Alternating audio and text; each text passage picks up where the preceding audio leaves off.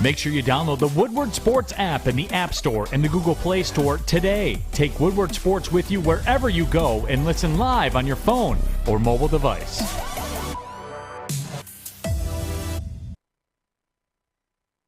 Good morning. Good morning, all of you. Like, do we just not communicate anymore? What's going on here? What's up with the weather? I know. Look behind you. This car is blocking the point of view. Long story short, the roads suck. They're not even salted. Southfield is backed up because some idiot spun out. I don't know. Try going slower. No, it was What kind bad. of morning is this? It's Friday. You know, I woke up feeling good. I had my coffee. Leave the house super early. Yeah. I'm stuck on Southfield. Can't get anywhere. What the hell's going on? That's the worst part when you leave early. This guy calls me. My phone dies. So now I have no idea when I'm going to show up. And here we are. Good morning, everybody. Jesus Christ. Hi, Maddie. Hey. How are you? I got stuck behind a Prius. Oh, I know. Jeff? Oh, I'm happy I'm here. Ooh, I left 20 minutes early. Still about a couple minutes The short. only, anomaly here is Fish. But Fish sure drives... Fish, I don't know. Fish is an alien. He Fish probably doesn't flies sleep. to work. Yeah, Fish just teleports here. He's What is different. this? What? Where's the weatherman? Who's the weatherman responsible? Who's the main weatherman in Michigan? Every or single woman? weatherman said it was going to Who is snow. it? When? I didn't hear. Dave Rexroth. I didn't hear him. Kevin Nobody Jeans, told me. everyone said Nobody that. told me. Missed the memo. Nobody told Well, me. thanks for watching then. I don't. Thanks. I'm Well, gonna see you kill you, later. Fish. That's fine. My camera doesn't This work is because some BS. dingbat decided to hack into the computer. Thank you. If everyone would just drive normally, we could all get to work in one piece. Yeah. But no. You drive a Honda Accord and think you're gonna go 70 miles an hour on Southfield. Great job, buddy. I mean, Good morning, guys. Let's say this again. Saturday Eve. Let's get the show started. Apologies for the delay. Let's start around the NFL. Jeff, we're going to start with everybody's favorite head coach who isn't hired. Eric Bieniemy, OC for Kansas City, returns to Kansas City on a one-year deal. Jeff, my question to you is, one, what do you make of the deal? And two, is he ever going to be a head coach? And I don't care at this point. I'm just giving you my answer. I don't care. Yeah. I am so tired of hearing his name being brought up. Like, either get hired or not. I can't control that. I'm not going to pull the race card on it. Something's up. Something happens in the interview. Something about the way he communicates how he wants to manage a football team. I don't know. I don't have any of the information. All I do know is something's going on. And I'm sick of it. Yeah. No, I agree with you. I think Eric Bieniemy, for me, I mean, we always go back to the Detroit Lions when they first hired Dan Campbell. It's very high on the Eric Bieniemy train. I wanted him in Detroit, but now, from an outside perspective, seeing him in Kansas City and seeing even the last couple of months, the reports coming out of the turmoil relationship between him and Patrick Mahomes, and even now going back to Kansas City. I mean, I think he's a hell of an offensive coordinator. I like Eric Bieniemy. People talk about Andy Reid calling plays, but at the end of the day, Eric Bieniemy's involved in that offense. He's very communicative with Patrick Mahomes. You've seen it. They had that argument in the playoffs when they tried to go for it right before the half on fourth down and they didn't get it. Eric Bieniemy and Patrick Mahomes got into a little tiff. But the big picture is, I didn't see him going anywhere. I know the Saints were trying to get an interview with him, and the NFL reports that they were kind of pressuring the Saints to kind of go in the Eric Bieniemy direction, but they stuck to their guns and chose Dennis Allen. I don't know if Eric Bieniemy will ever get a head coaching job. I mean, I would assume he's qualified, but if he was qualified, all the interviews he's gotten, you'd think there'd be one, a Mike Tomlin-esque situation where you bring in a guy to interview him and he blows you away and you got to hire him. I just haven't seen that with Eric Bieniemy, and I don't know what the issue is. Obviously, I don't know enough to speak on it, but it's going to be interesting to see. He's on a one-year deal. We'll see what happens and what openings happen next year, but I think a big part of him getting a job is just it's not just the offense for Kansas City, I feel like. Like, they could be, top 5 offense. Is he going to get a job? Is he banking on Andy Reid having a heart attack or what? Or retiring? I don't know. Seriously. What's he waiting he thinks for? He's next in line. Yeah, I think he'll be the next in line in KC, but why would Andy Reid retire anytime soon outside of health concerns? Right. He's got Patrick Mahomes, Travis Kelce, and Tyreek Hill. Why the hell would Andy Reid walk away from the game of football? He's had one of the best records, if not the best record in the NFL over the last 4 or 5 years. I don't see that happening. I want to move on to another free agent that has been discussed multiple times. But Jeff, if he isn't signed or tagged, should the Detroit Lions pursue safety Marcus Williams at a dollar figure around $8, $9, $10 million a year? In my opinion, no, because we have to look at where Marcus Williams was found. He was drafted in the second round, 42 overall in 2017, and that kind of makes our argument. You could find guys like this in the draft with the right guys who can evaluate talent. I believe we have that in place in Brad Holmes. I don't want the Lions to spend any money on a marquee free agent this early, and it's the same argument for Chris Godwin. It might be a better positional need, but this is Marcus Williams' first contract. He's 25 years old. The Lions are going to have to pay top dollar for him. Not only that, but now you're committing to Marcus Williams. When you have these assets, you have all this draft capital, you can go out and draft a guy like Marcus Williams. So no, although I like Marcus Williams a lot, I just don't think it's realistic, and I think it's a little too early in the rebuild to start dropping money on guys when you don't know how this team's going to look. You got a lot of holes to fill. So save cap. It's good to have money. So I'm going to pass on Marcus Williams just because it doesn't make sense in my opinion. I'm going to pass on him as well just because of the dollar figure. And again, I love the point we keep making. You can find quality safeties in the second, third, and even the fourth round. And this isn't an Amon-Ra St. Brown situation. This is every year. Yeah. You get good ball players coming out of the second, third, fourth round. On the defensive side of the ball, and sometimes really the offensive side. Just depends. The safety's going to be there. Now you can go Daxton Hill later in the rounds. First, second, who knows? You can go Jaquan Brisker. Or you can wait. Third, fourth round. Who knows? But I'm not a fan of paying a safety $10 million a year, even $9 million. No. For what purpose, right? See, you go after a Marcus Williams when you're ready to compete. Yeah. Is this team ready to win the division? I don't think so. I'm pretty sure they're not. I still think they're one more year away of acquiring talent. Then you start opening up the books. And to be honest with you, that's kind of how it lines up with their current salary cap situation. After this upcoming season, Lions are going to have options and money to spend. They're going to be in a good position with a bunch of young talent that have another 2-3 years before they get paid. Yeah. A lot more attractive. Lions are in a good position not to spend money now. Mm-hmm. Oh, man, I'm excited. Let me tell you. Because they'll have so much more money to spend next season than they will right now. Because what do they have right now? Around $20 million? It's like $20 million total in cap space. So you had to spend 10 or 8, 9, 10 of that on Marcus Williams this early. I just don't. Yeah, you still got to figure out what you're doing with Trey Flowers. You still got to figure out what you're going to do with Jared Goff. You're going to draft someone, pay him, $8 million, number 2 overall. You're going to draft a guy, number 2 overall. You're going to have to restructure a few contracts. Yep. Welcome to the NFL. I don't see... Look, Marcus Williams is a nice player. It really has nothing to do with him. But if I'm a team trying to rebuild, a safety free agent is what I'm going for. If I'm going for a free agent, I'm spending top dollar at the position. I'm going at the defensive end, like the Lions tried to do with Trey Flowers, or wide receiver.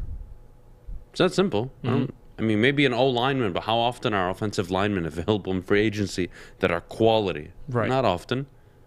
Not often. Because teams pay their O-linemen. Especially when you probably sign Tracy Walker for a more significant less deal. I mean, I don't know what he's going to be asking for, but Marcus Williams, I can tell you this. He wants top dollar. Nothing wrong with that either. He deserves it, but... The Saints should pay him. They're, Saints should pay him. $70 million in the hole? And they can afford it. What's another $7 million? Come on. Another $9 million, guys. It's not that big of a deal. Look, we got to go to break. When we get back, we had a showdown last night. It's a great game. I can't wait. Cleveland. You were there? I was there. Well, thanks for telling us. I did tell you yesterday. No, I Yeah, wasn't she told you listening. several times.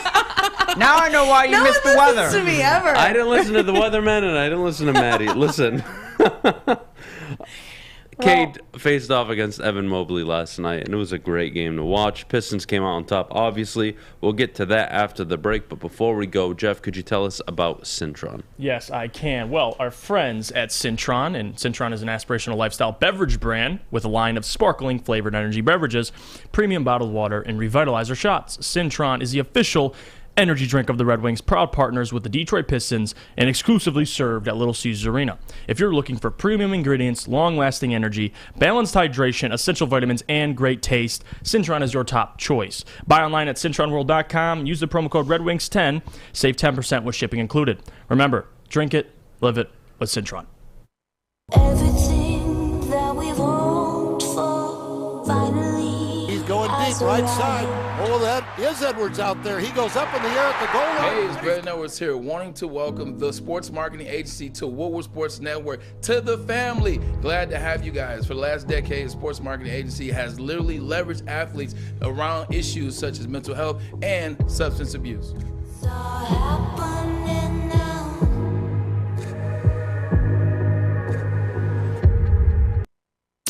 Putting on a show here, and that's how you answer. We love our sports. We just wish they'd love us back. Detroit sports for Detroit sports fans. Woodward Sports.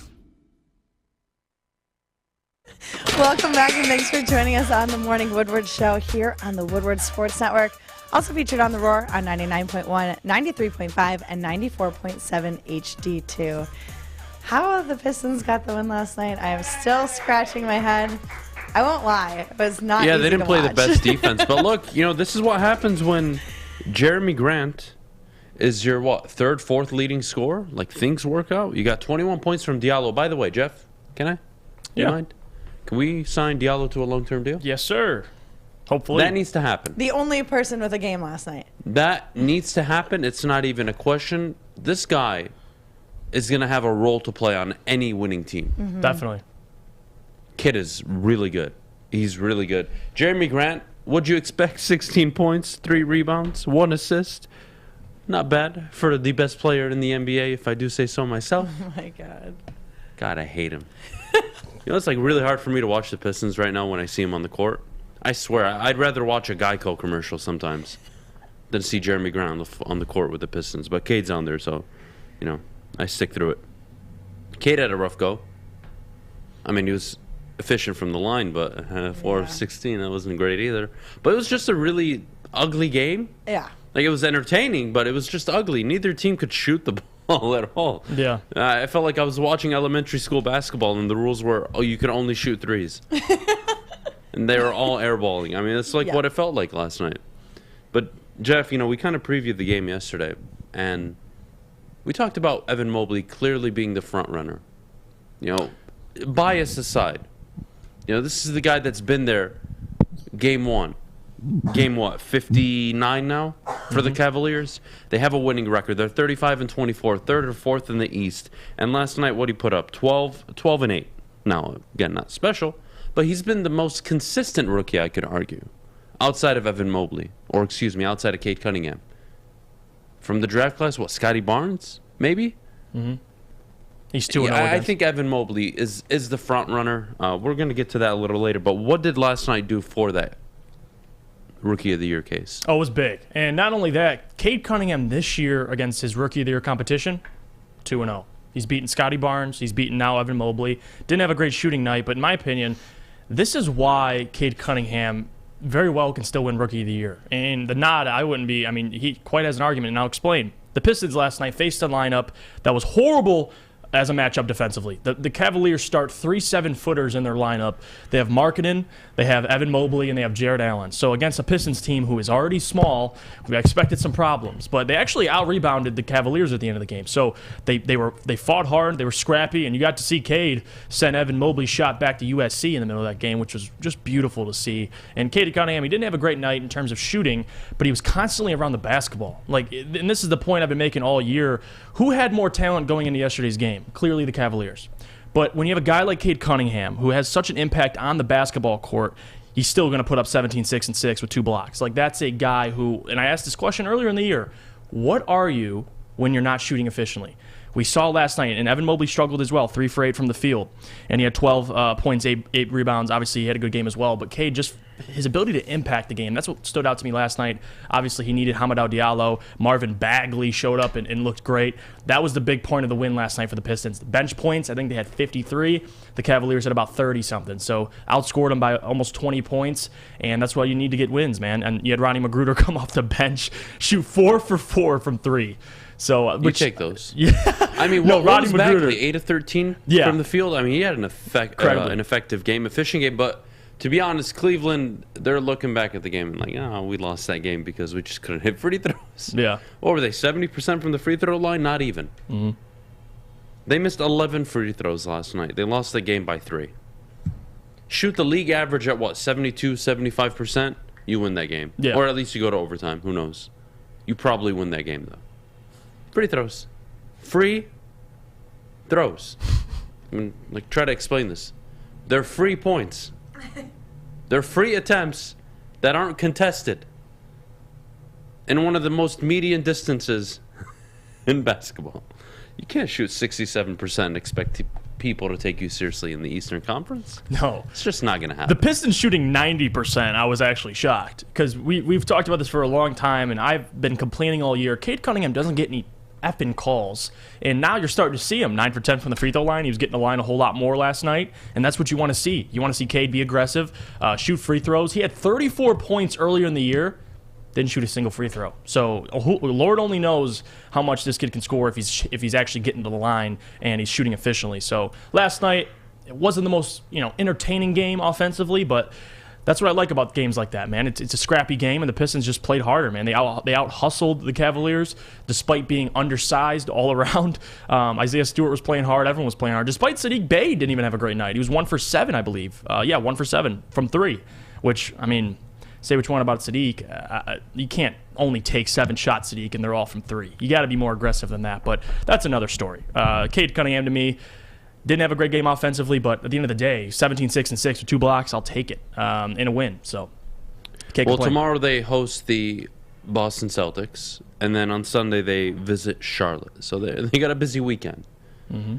And hopefully Cade can get his legs under him, obviously returning from injury. I'm not worried about the 4 of 16 from the field. He's a rookie. I'm not worried. He can have a bad night or two. Hell, 3. Yeah. All good.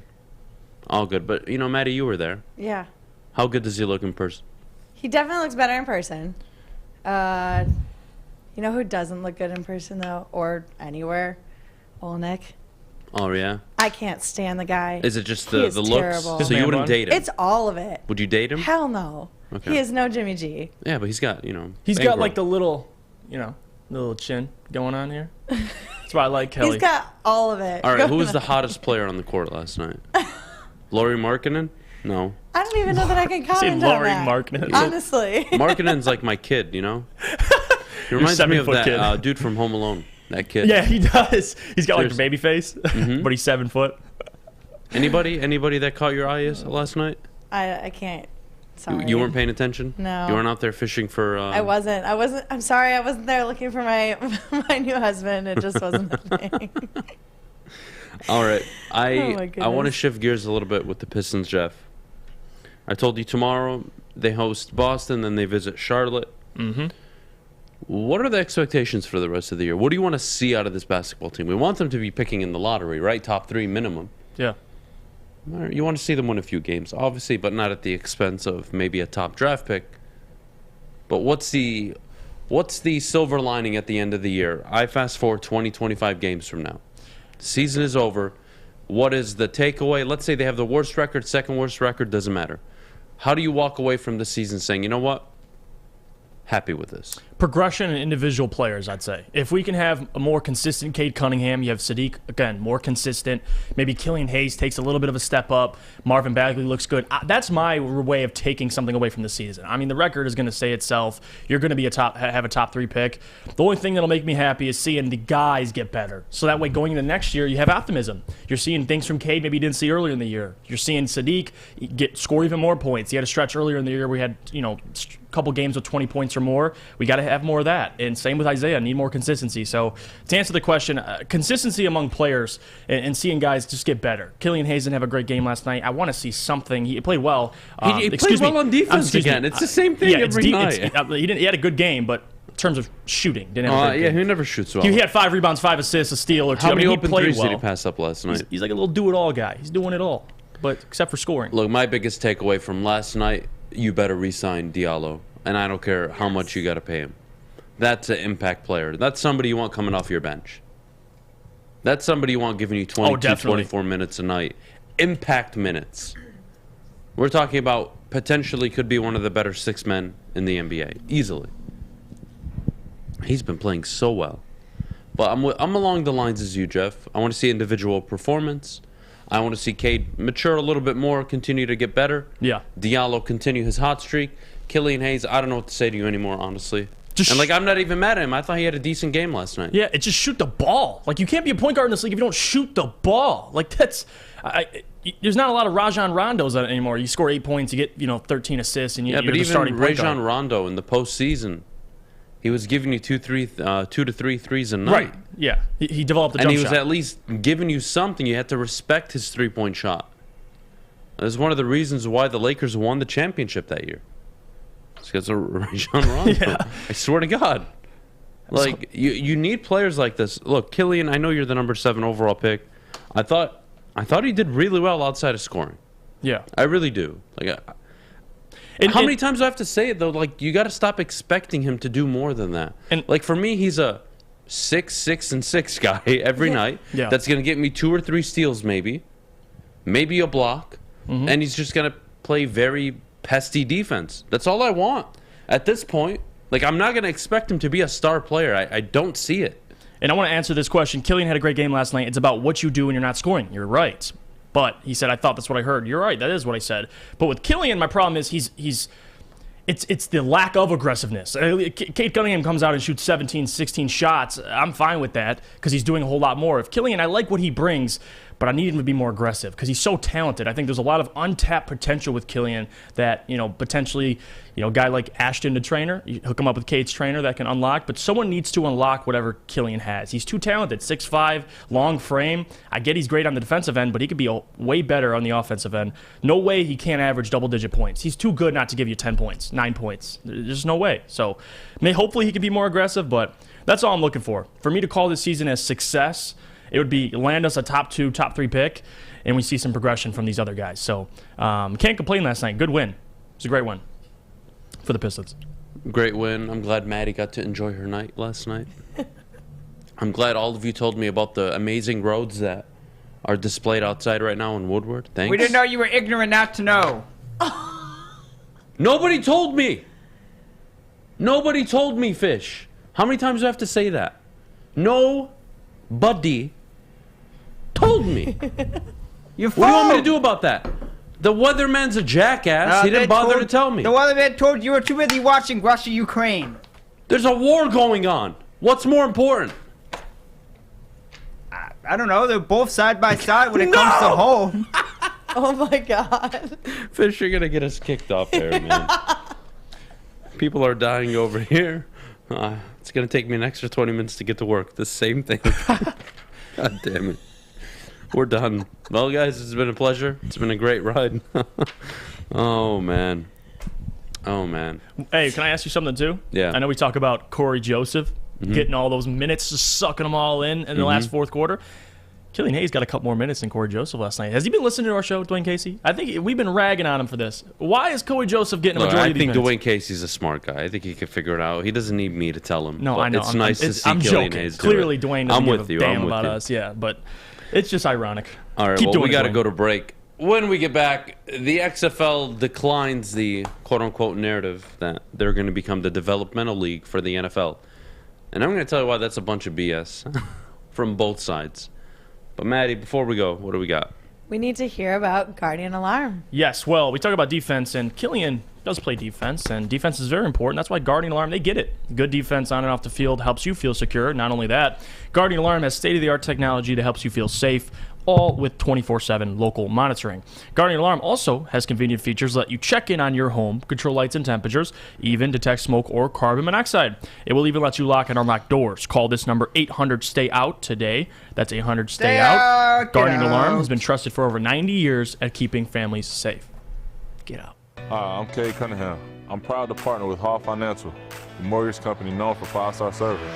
Don't just take my word for it. Check out their 5,000 5-star reviews for yourself. Go to callhallfirst.com and get started with your 5-star experience today. You don't have to go to the beach, man.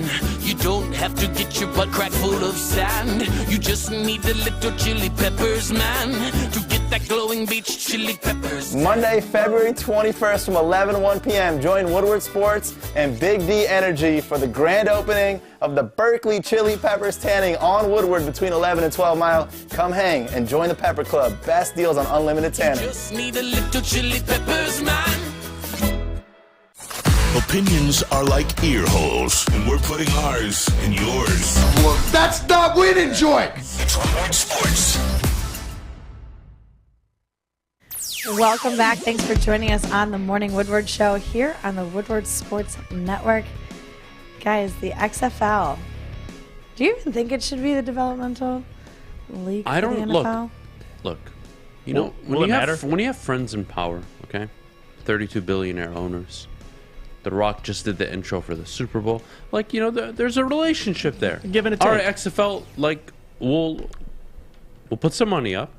You guys try out some rules for us. You try this for that. All right. The XFL says, well, yeah, we'll do that, but we're not going to be the developmental league for the XFL or the NFL. Yeah, no. Ding, ding, ding. You can't be. You know why? Because all the best players from 18 to 21 years old are in college, and it's free. I was about to say, and it's free. It's free. Yeah.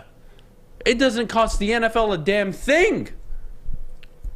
If players go from college to the league, I don't see it changing anytime soon. Where it goes, instead of coming out of high school, going to college, free university, free publicity. We're going to go to the XFL and play in the spring. It ain't the NBA. And then we're going to turn around and somehow get drafted in the spring while we're playing, and then go to the NFL. Yeah, okay.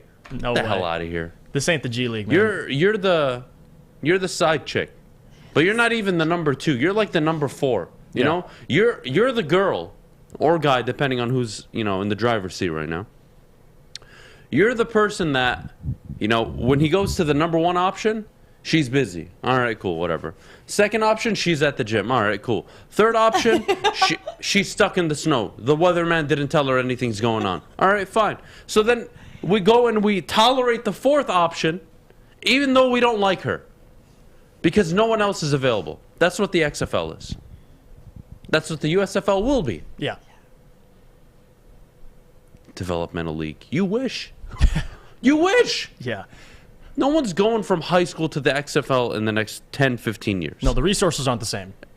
It makes no sense. No, it makes 0 sense. Why would you... You're playing in the springtime. Yeah. Which is the off season for the NFL. So, I'm going to play 8 games, get drafted while I'm playing, and show up to camp, and then play another 17. You guys are crushing it right now. And not only that, you're going to maybe avoid going to a Kirby Smart, a Mel Tucker, and you're going to go to a developmental league that has guys like, the USFL has Jeff Fisher. So it's a hard decision. Like, if I'm a player, I think the XFL can be a place for guys that can maybe rebound, get second chances. That's a better... Maybe players that transfer go to the XFL? Like, even that... I'm telling you, it doesn't make sense. It's spring. It doesn't. The football, you guys need to understand something. College football happens in the fall. Oh, okay. Yeah. Makes sense, right? Well, NFL, oh, in the fall. Okay, makes sense, right? Spring football? Look, I'm all for it. Trying to get football year-round, whatever. Fine. Yeah. Do what you got to do. You tell me one college athlete that's going to transfer in January, go straight to the XFL, training camp it up, 2-3 months, and then they get ready, start their season. By the time their season is over, the NFL's already underway. It's the stupidest then idea. What? You got to wait till the next May, April for the draft? And wouldn't the only argument be maybe if there wasn't an NIL, you could say, well, you can go make money, but you can make money in college. So, like, Bryce Young got paid $1 million before he even took a snap. So, it financially doesn't make sense. For anyone's career, it doesn't make sense. The only thing I would see with this XFL is maybe finding guys like, Jordan Tamu, the quarterback that was, the like backups and Jordan the bum. Yeah, that's who he is. Shea Patterson the bum in the USFL. That's all it is. The bums, the has-beens, the nobodies. Yeah, these are the guys you say They're playing not pickup. These are the guys you say playing. These are the guys you see playing at Planet Fitness or like outside in the Planet Fitness. What do you call it? in the parking lot. Yeah. Or they go to. They're playing 7-on-7s. They go with play their in some buddies. middle school football field, and they still think like they got it. Or They're in like the warehouse. beer leagues. They're in the beer flag Yeah. football leagues. Like I bet we'll see. I could make it. Shut the hell up. Like this is like a Brian Lewerke type situation. You're gonna get guys that maybe aren't good enough for the NFL. They can go to the XFL. But again, like, what's the best situation for the XFL? Is it gonna be a David versus Goliath where you're gonna compete with the NFL? I mean, if so, then you're probably gonna go out of business. So I get the idea of them working with the NFL, but they even said we're not doing that. They want to do their own thing independently. So good luck with that. And the timing just doesn't make sense. And I'm glad you brought it up. It doesn't make any sense. Like, so people are gonna sit out through college football season, through the NFL season, and they're going to enroll in the XFL and play through the summer. Right? Do they expect to have? Can I clarify something? Because I think we're missing a really big part of the conversation, and I want to know what both of you think. Let me try to break this down. Is Trevor Lawrence going to be playing in the XFL? Those kind of players? Oh, hell no. Where are they playing? The on best college universities. campuses on Saturday. Yeah. So if you're part of the elite group of players, you're going to college. Now, if you're the second string that's not getting playing time, you want to go to the XFL, be my guest. But dude, you're better off going to a Wyoming, a Boise, some just median school. Nobody knows about North Dakota State. Go there. Just so and you can still get drafted. Yeah. Yeah.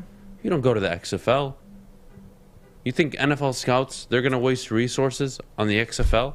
They're going to look at the highlights on TV, pick a few players, invite them to camp, realize they suck, cut them. We're talking the best of the best high school players going to college, and they struggle to make teams. Why? Some don't work as hard. Some just don't have it in them. Some peak at 18, others don't. There's a million ways, a million factors outside of the field influences. Mm-hmm. There's a lot of reasons why people don't make it. So that's what the XFL is for the has-beens and the losers. And I'm not going to support the league. Sorry. No. Why would I? The USFL, I'll consider it maybe. What the hell's the XFL? What's the difference between the XFL and the USFL? I got you. Different rules, different owners. Different rules, different owners. XFL It's all football. is the never will be's.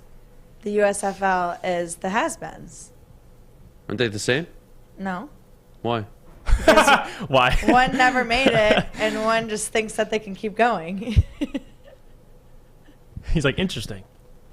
I just don't get it. I can see a developmental league for maybe rules, maybe try out rules. But even then, like maybe the NFL takes notes, but no player is going to go down there and it's like the Lions are going to send down, Jeff Okudah to rehab with the XFL. It's like, I don't know. Even if there's guys that stand out, do you think they're at the level of the guys currently on a 53-man roster? Probably not. Probably not. But maybe one player every season is capable of getting a real NFL contract. One. Wow, what a league. I'm so excited to watch it. Jeff Fisher, Shea Patterson in the USFL. Yeah. The XFL is going to fail like it did the first time, Jack. I'm with you. That's what it seems. Even if The Rock is behind it, I'm sorry. I don't care if The Rock is playing. Yeah, The Rock. It's guys.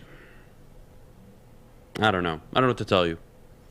Like, it's not something I'm going to be like, I can't miss a snap, It's not going to be like that. It's going to end up being like when I see cricket on TV. I'm going to flick onto the channel, I'm going to see cricket on. And you're going to sit there and what the hell is that? And I'm going to go to the next channel. Nope, you're going to And watch. I'd rather watch Barbie play with a bunch of dolls than watch cricket or the XFL. What Is about, that too much? What about what Jake said? He said, I could see the XFL or USFL being good alternate options for JUCO guys if those leagues don't have college requirements. That's fine, but again, the best players in college and coming out of high school are going to be playing in college. They're not going straight to the XFL. They're not going straight to the USFL. Neither of those leagues are going to be developmental leagues. Now, I think that XFL has a good plan, even though they want to deny it, which is the NFL is going to pay us so we don't go bankrupt. And we're just going to basically use our players as test dummies. Love it. Great business model. Good for you. I don't care. I don't care at all. It's not interesting to me. It really isn't. And again, if I were to give you a percentage, what is the percentage of players that will go from the XFL or the USFL into the NFL offseason and actually make the team? I'll say Don't say more than 0.5%.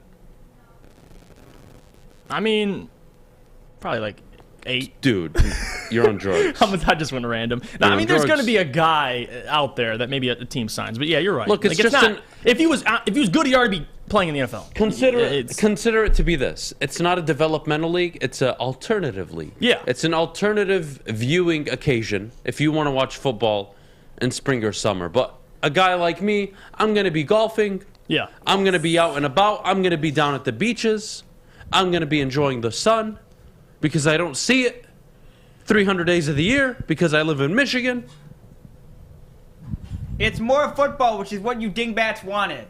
Take Fish, it. I swear, I'm going to take a bat to your head one day. I love this Honolulu Boost Party. How about NFL increases their practice squad and plays a parallel season? So when the Lions play Bears, their practice squads play each other midweek. I kind of like that. I don't know why they do it. The whole point of a practice squad, one is to replicate the opposing team going into the week, and number two, in case somebody gets hurt. But they're just having them play and getting hurt. Dude, it's less than 0.5%. Yeah, I'm with you guys. It's not even close. Again, you have to understand who are the players that are going to be playing in this league. It's not your Josh Allens, your Trevor Lawrences, your Patrick Mahomeses. No, they're getting drafted and they're playing in college. It's the guys that never made it. What's his name? Shane Morris, that bum for Michigan, that quarterback. Yeah. The guy that could never get on the field. 5-star and coming out of high school. 5-star coming out of high school. Sucked. Never played it. Really did anything significant at Michigan? No. Went to Couldn't Central. beat out anybody that came in. Transfer, try everything. He'll go to the XFL. He'll be average there. And you'll forget about him. Welcome to life. People don't care about losers. Sorry. That's the truth. I'm going to get canceled one of these days. Swear to God. You guys are just boiling up my blood pressure this morning. XFL was succeeding last time due to COVID. Yes, the players may not be NFL level, but I love the game of football as a coach, and I will watch it, but won't plan my day around it. Yeah, and that's the big difference, Charles. I'm not saying people won't watch it. I may tune in, but I'm not making guys. Sunday, that's my religious day. That is the closest I get to God between September and January. Well, really February. And they're watching football. Sundays are the closest I get to God. Wake up at 6 a.m. Have a nice coffee. 6 a.m. That's late. Oh my! Kill you, Fish. Wake up at 6 a.m., have a nice coffee, make a nice breakfast for me and my wife. Wake her up to some, hash browns and pancakes. Ooh. Give her coffee. That way she leaves me the hell alone from 9 o'clock till 11 o'clock. Because I'm watching football all day. That's all I'm doing. Sorry. I won't be doing that with the XFL. Just won't be. Oh, man. We got to go to break, Maddie. When we get back, what do we got? The Pistons are back, or bringing back, the teal uniforms. I'm excited to get your opinion on it. Dude. Just save it. Honestly, whatever. Yeah, we'll get to it next. I gotta get into sometimes people make questionable decisions in life. And sometimes I think they have home runs. Oh, who knows what we'll this see one which is. one this is. And sometimes which one this is. we like to drink gypsy vodka. Well, you know what? You guys are really pushing me on the edge of becoming an alcoholic. And honestly, gypsy's the place to be. It's the drink to have. It's the drink to mix. It's Michigan's vodka. It's locally owned and operated in Michigan. So, I'm a big fan of supporting local guys. Check out Gypsy Vodka. Ask for it by the name of Gypsy, of course. Mix it with a few drinks. Drink it straight. I don't care what you do. Just try it. It's the smoothest and best tasting vodka on the market, in my opinion. Again, support local. Try them out. Ask for it by the name of Gypsy. And as always, please do drink responsibly. Hi, my diamonds. It's Crystal with an X. You want to get hot and perfect like me? Here's my super easy routine. Drink at least a gallon of water before you wake up. Attach a weight to everything in your house. Hello? Sell your car and just sprint everywhere. Scream when you exhale. Don't follow Crystal with an X. Do your own thing at Planet Fitness with tons of equipment and free fitness training in our clean and spacious clubs. Join now for just $10 a month and cancel anytime. Fellas, football season is here. It's time to make your grooming experience easy like Sunday morning. Get to Lady Jane's Haircuts for Men. Walk in, relax, watch your favorite team play, and before you know it, your hair will be game ready. Get to Lady Jane's, open 10 to 8, 7 days a week. Walk in anytime. It's wicked awesome. Follow us everywhere. Just search Woodward Sports on YouTube, Facebook, Twitter, Twitch, IG, and more. Welcome back. Thanks for joining us on the Morning Woodward Show here on the Woodward Sports Network. Are the Pistons really bringing back the teal uniforms, or is it just a... I hope they do. Let's say home run. Are you a fan? I like it. I love it. I don't like it. I love it. Cool. Sorry. For all you teal haters. And listen, I know I don't bleed What is teal. there to hate about the teal uniforms? This is where it for a lot of people it's hard to imagine, because when the Pistons had teal, they weren't very good. And but I love it. Come back, bring it They're back. not really good right now. Do you know what the Lions have sucked for 58 years with Honolulu? Change the Blue. colors. Hold on. It's still the same damn color. But let me explain this. What do you think the highest selling jersey is in Michigan right now? According, it's one website called Lids. But what do you think the highest selling jersey of all Grant Pistons Hill players? teal Bingo. Jersey. I know my shit. See, that's what I'm talking about. Sorry, teal's Fish. sexy, and now we have a team. You know, a lot of Wouldn't young you guys. date a girl that wore teal? I mean, yeah. I'd Is do that it. why you My both girlfriend's wore wearing teal teal. yesterday? Yeah. That's my color, man. I love the color. I will buy a Cade Teal jersey for sure. Book it. And book whoever it. the Pistons draft in the first round. Book I'll it. buy both. I'll have them framed up behind me. Framed? we'll have You're a not good going to season. wear it? You're not going to wear it? I don't wear jerseys. Oh. I collect them, if that's weird.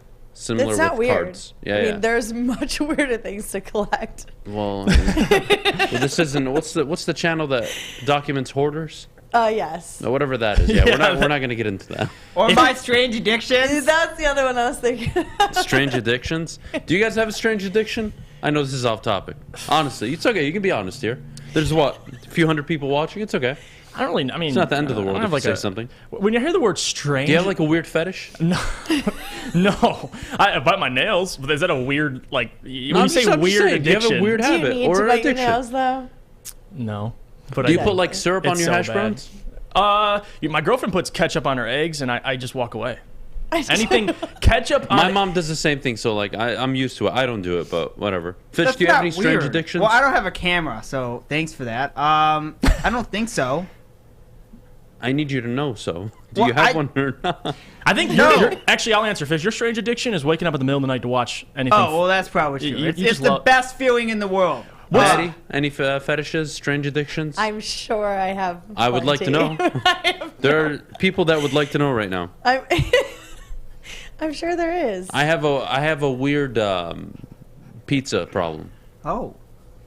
So I don't eat it's a long story. I don't do eat the too. crust. I don't eat the crust on pizza. What the hell? That's not that bad. Like, do you not get the right I'm flavor hit or in your miss on the crust? Are we not doing turbo crust? I don't What do is like happening stuffed here? crust, any of that. I don't like stuffed crust. I don't do But I the like, like, sesame Cajun, garlic, butter, I've tried it. Don't get me wrong, Parmesan. but I can't finish the crust guy. You're not Italian, so it makes sense.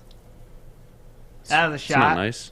Well, Italians just love If I bread go in all submit my shapes and DNA forms. online right now, I bet you any money somebody could find out that I'm like 1% Italian. 1%. Well, that's cute. I'm Italian.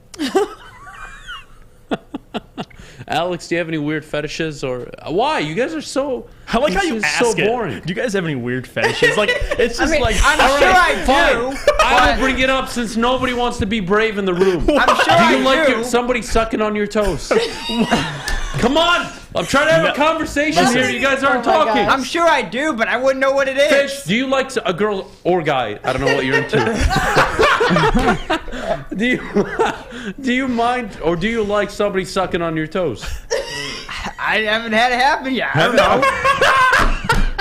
I love that response. Fish is We'll definitely take it a as a fan. yes, Fish. I mean, Adam, you can. I'm not a fan of a girl or guy sucking on my toes, just to be frank. Yeah, no. But I'm that's- asking the hard questions here because nobody wants to answer. But not really. do you like it the other way around? Do you like to suck toes? No, I don't. Yeah, definitely not something I'm into. Definitely not something I'm into. But I guess that depends on your partner, right? Because if your partner likes it, you kind of, you got to give and take a little bit, don't you? What if Jimmy G liked it? Would you Oh, I do fucked it? Jimmy G. Anyway, so, God dang it. Anyways, teal uniforms. Let me ask you this. Now that we're on the, I'm not done. No. You guys aren't going to get off this easy. All right? I gave you what? I need a fetish or a strange addiction you have. Look, it could be I'm a ranch on pizza guy, right? I can't eat pizza without ranch. That's not strange. That's not Oh my strange. goodness. That's normal. Give I'm me talking an like people addiction eat to something. glass or eat Work with me here. mattresses or something. All That's right. I strange. drink like a lot of coffee. Like when I go to Starbucks, I ask them for 3 extra shots in my latte, and they're like, "Hey, there's already 3." And I said, "Yeah, I know." Okay, that's not a strange addiction. That's not the end of the I'll world. say one. I put Parmesan in literally everything. Oh, Really? same. Yes. Gotta have Parmesan. everything. I put it on pretty much anything. Like it just. Well, define wait. everything, like hash browns and pancakes. Yeah. Like, well, not pancake. Okay, hold on. Not pancakes. Wait, but said anything. everything. Okay, well, let me see. Most things. If it can use Parmesan, I'm putting it on it. I don't know. That's my personal, I guess, fetish. I like Parmesan. Makes me horny. Whoa. There we go. I got something out of Jeff. Nothing out of Maddie. Westfall is MIA right now. Fish just doesn't know. Westfall pretends like he's not here at all times. I don't want to answer your weird questions. Why? What's wrong? It's not a weird question. I'm trying to get to know all of you better. Talk about your fetishes, Alex. for you. I'm just trying to get to know you all better. I don't know what my weird fetish is. Nothing? There's nothing that like turns you on randomly that like you think is not normal? Jeff, nothing? Watching news around the world? I don't know. Fish. Not nothing? You guys are killing me here. Strange. It doesn't even need to be strange. It could just be like something like you'd never thought of. You know like, when you you're thinking of something and someone asks you and you're like thinking, and now I'm like, if it was another day, I'd probably Very give you a straight disappointed. answer. Like maybe on Monday I'm just gonna come in and be like, guys, I have it. I found it. I all right, didn't you guys know. have homework this weekend. I want to know every weird fetish you guys have. Someone Fetish said, Friday. Yeah. And if you don't come in Monday with the heat, you're not allowed to talk on the show. That's the rules. We just have a segment. We're Fetish the Fridays. opening segment on Monday is gonna be your sexual fetishes, and I expect Sexual answers. fetishes? Sexual food, I don't care what it is. I need something that's Wow. just weird. Okay. Here, I'll give you one. What if I don't have one? I'll give you one. I eat ramen noodles. With? And? I do too. Who eats with a spoon? I thought it was the opposite. If you eat with a spoon, burn in hell. All right. There's no reason why you have to use a spoon. Who else does He this to just me? thought he was so weird. Yeah, I thought my mom used to yell at me, or my sisters used to yell at me all the time when I was a kid. How do you get the noodles on it with a spoon? The hell if I know? That's what I'm noodles- saying. I use spoons on everything. Oh my God! You guys just gave me ammunition. I'm going home and I'm burning up my parents' house. I was ostracized out of my house because of the stuff I did. Oh my God! You guys I have put just changed salt the whole on, perspective. Like on literally life. everything. I don't Does know. anybody in the Gotta chat, love if you eat ramen noodles with a spoon, please speak I up. eat spaghetti with a spoon. Spaghetti, pancakes. You eat pancakes with a spoon. Heck Fish. yeah. How How do you eat spaghetti with a spoon and a fork? Because that's how you're supposed to do it. No, I do not. I just go No, I straight just up eat it spoon. with a fork. Same. Fish, how in the hell do you eat it with a spoon? Anything. It's simple. Like, It's got the little lip I on can it. live You my just life underneath without the spoons. spoon. Yeah, I don't think I've ever used a spoon in my life. I even eat rice with a fork. That's what I used to get yelled at too about. My mom used to always give us a fork and a spoon. Yeah. For the rice and whatever the side dish or main dish was Yeah. with it. And I would always eat with a fork. And I'm like, Mom, I don't need a spoon. And then my sisters would look at me like, wow, you're weird. Look who's weird now, motherfuckers. Yeah, right. Yeah. Comes full circle. Thank you. See? I got something. Maybe I wasn't a crazy kid when I was a child. Lion Rumble said spoons are for We're not cereal. saying that. Spoons are for cereal and soup. All right, we got to Bingo. address it. Are you a Bingo. cereal first or milk first person? All cereal. Cereal first. If you Fish? put milk for Yep, cereal first. He's not going to answer. Alex, if you say the wrong answer, we're coming Most in of the that. time, I eat my cereal dry. Oh, okay. What the hell? I've done that several times too. Are you like lactose intolerant? Or So you just Like, like toast like and milk, What is it but called? just Like- separate. so you kind of have a throat fetish is what I'm getting at. You're like, That's a little much. I don't think so. You have like a dairy Dry cereal down your throat? No, Does I that like make sense? milk. down your I've throat. done that. I've That's done what that he said. before. That's not what I said. That's what he said. He loves it just down his throat. I mean, He said it, not me. Look, I'm not making things up. Sure. Guys, You never make anything everybody up. in the chat, do you have a fetish or some weird thing that you do that you feel is weird that you want to share with everybody? I won't judge you. Oh my God. one life, one chance. No adult eats cereal. I haven't eaten ramen in 30. You I know eat what? cereal. I haven't eaten cereal. Maybe I'm not an adult. Since I was like 11. Well, you just Reese's broke Puffs, that. You just dude. broke that trend. You haven't eaten that pretty long. good. I haven't Reese's eaten Puffs are cereal so since I was good. like 11. What was the last cereal like? What do you like? Like you don't even know I you hate had all cereal. cereal. Like, oh, seriously? My favorite one growing up was the Honey Nut Oats. Oh, okay. The You know crunchy what? little Peanut white and butter orange box. Cheerios were the best cereal, and they took them away. Cheerios has a bunch of flavors. They have like Yeah. strawberry Cheerios And they took away peanut butter. How does that make sense? It doesn't. Losers. I don't know what's going on here. Oh, I came in at the wrong time. What the hell is going on, by the way? Good I don't know morning. what's Yeah, good going morning, on. man. Chips on a peanut butter and jelly sandwich? What? I've never had a peanut butter and jelly sandwich. Maybe that's my. Are you serious? Yeah. I also have not Where'd had you grow one. up? In a farm? in How? Rochester? I'm the What are same you, thing. Italian? Yes. What the hell is that? What else haven't you had in your life? Well, you haven't had what? She hasn't had peanut butter and jelly. Same. And you said you're What? Italian? Yeah. Yeah, I mean, my All right. my no. Monday, never I'm bringing you both a PB&J. peanut butter and jelly sandwich. I'm going to make it myself for both of you, and you're going to eat it, whether you like it or okay. not. That sounds like bullying. I don't care. I can do whatever I want. I eat baked potato like an apple. That's okay.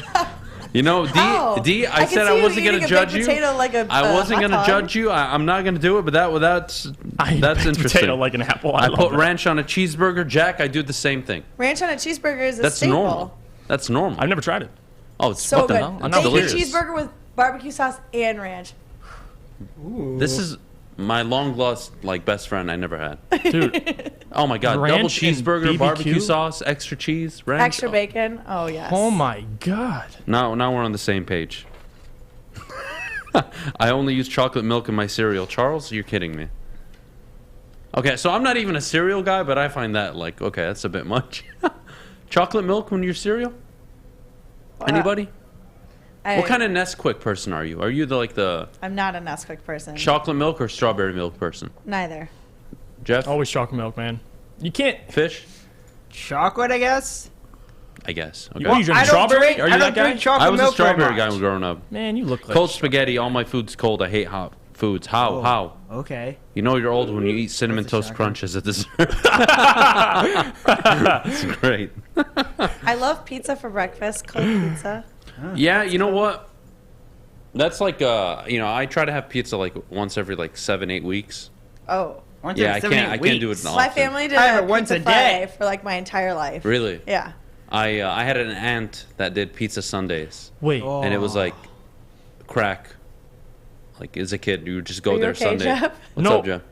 I have two, What's and I want to happening? know if Wasim's kidding. Cookies and orange juice instead of milk. He's joking, right? Ew. There's no way, Wasim. Why is that? No way. He's It doesn't trolling. seem Okay. that out of And then the there's, ordinary. there's another one. I As someone that spent my life with this guy, there's no way. there's another one. There's no way. Jalapenos Velveeta on apple pie. No way. Jalapenos Velveeta on apple. What the hell is jalapenos Velveeta? Velveeta Cheese. the cheese. Velveeta Velveeta and cheese. jalapenos on top of the apple pie with the cheese.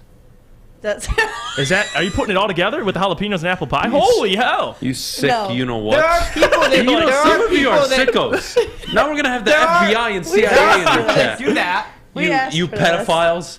Cheese on are- apple pie? There are people that it's called sweet and salty. What seems like I'm really not joking. Are you serious? No way, dude. I gotta question our friendship. I don't like orange juice. Period. I won't lie. I like can a drink lofty orange orange juice juice without and the pulp. mimosa If it has thing. pulp in it, I can't drink it. No pulp. The pulp That's so weird. is the most disgusting thing for me. And I like cold KFC chicken. Matt, Why is everything cold? why is everything cold in the chat? What's wrong with you guys?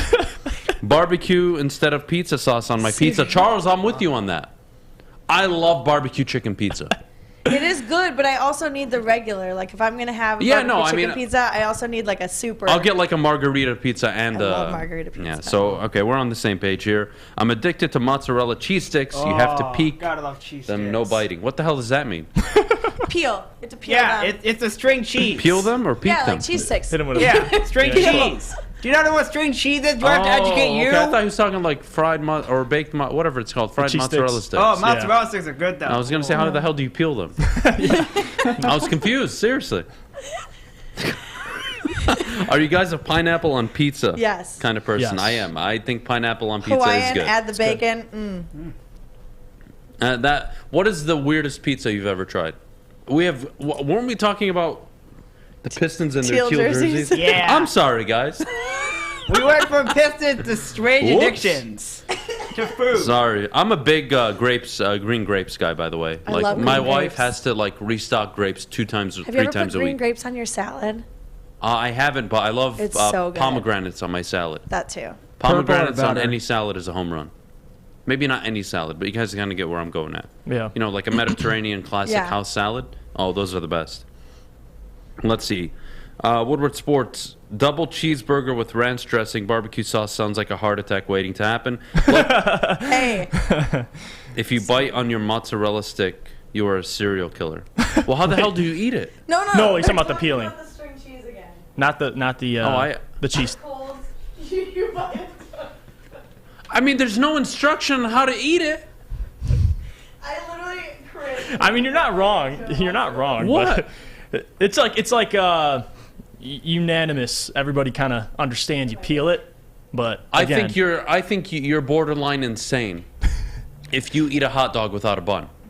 Oh yes, yeah. And that's kind of sick, you know, because then I start thinking sexually, and it kind of especially if you're holding the hot dog and you're just, yeah. You know what I mean? Okay, don't do that, Jeff. You know Not what I on mean? camera. Like, you can't be doing that. Don't do See, that. it didn't look too good when I did it. You Yeah, can't be doing just it. don't do it. Yeah. I do want to ask you guys a question. Look, we got to go to break in a little bit. I have one more question, then we'll get back on track. I apologize for this. A hot dog, is it a sandwich? Or is it a... That's a good debate. What's the other thing? Sandwich or just a hot dog? Is it a hot dog? Is it a sandwich or not? Is it a has sandwich? It has its own freaking. It's a hot category. dog. I It's don't not a wanna sandwich, hear right? We this agree? Conversation. Yes. Okay, so we're good here. Yes. We're good. Everybody in this room, Westy?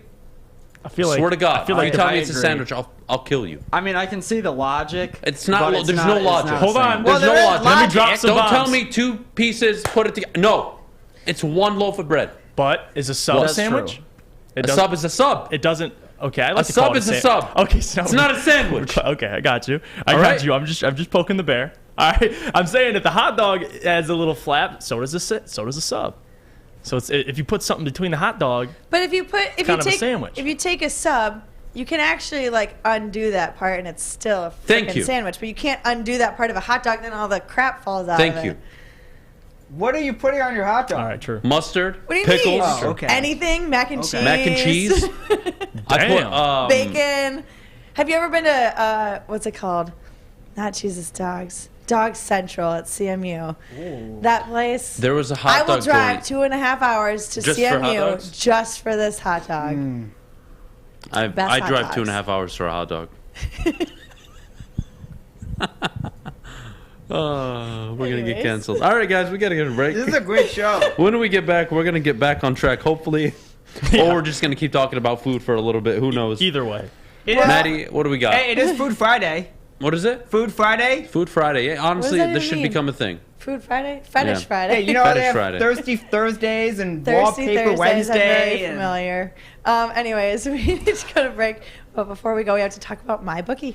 Guys, MyBookie, the premier sports betting outlet. Now, if you want to bet on whether a sub is a sandwich or a sub, that's on you. But MyBookie is the place to do it. Bet from anywhere, anytime using MyBookie. Sign up today using code Woodward. They'll match your first deposit dollar for dollar, meaning you put in $100, they'll give you $100. You put in $200, you'll have another $200 to bet with. Guys, check out MyBookie. Now, if you have a gambling problem, It please took call the Gambling exploring Problem 50 Hotline. different formulas and hosting countless taste tests, but we believe Gypsy Vodka is the smoothest vodka on the market. Don't believe us? Ask the owners. We're Mike and Adam Kazanowski with High Five Spirits Distillery. We're in close to about 1,200 locations throughout Michigan. We wanted to create a brand that was geared more towards freedom, love, adventure, and at the end of the day, we really wanted to tell a story that inspired other people to take risk, follow their dreams, whatever that might be.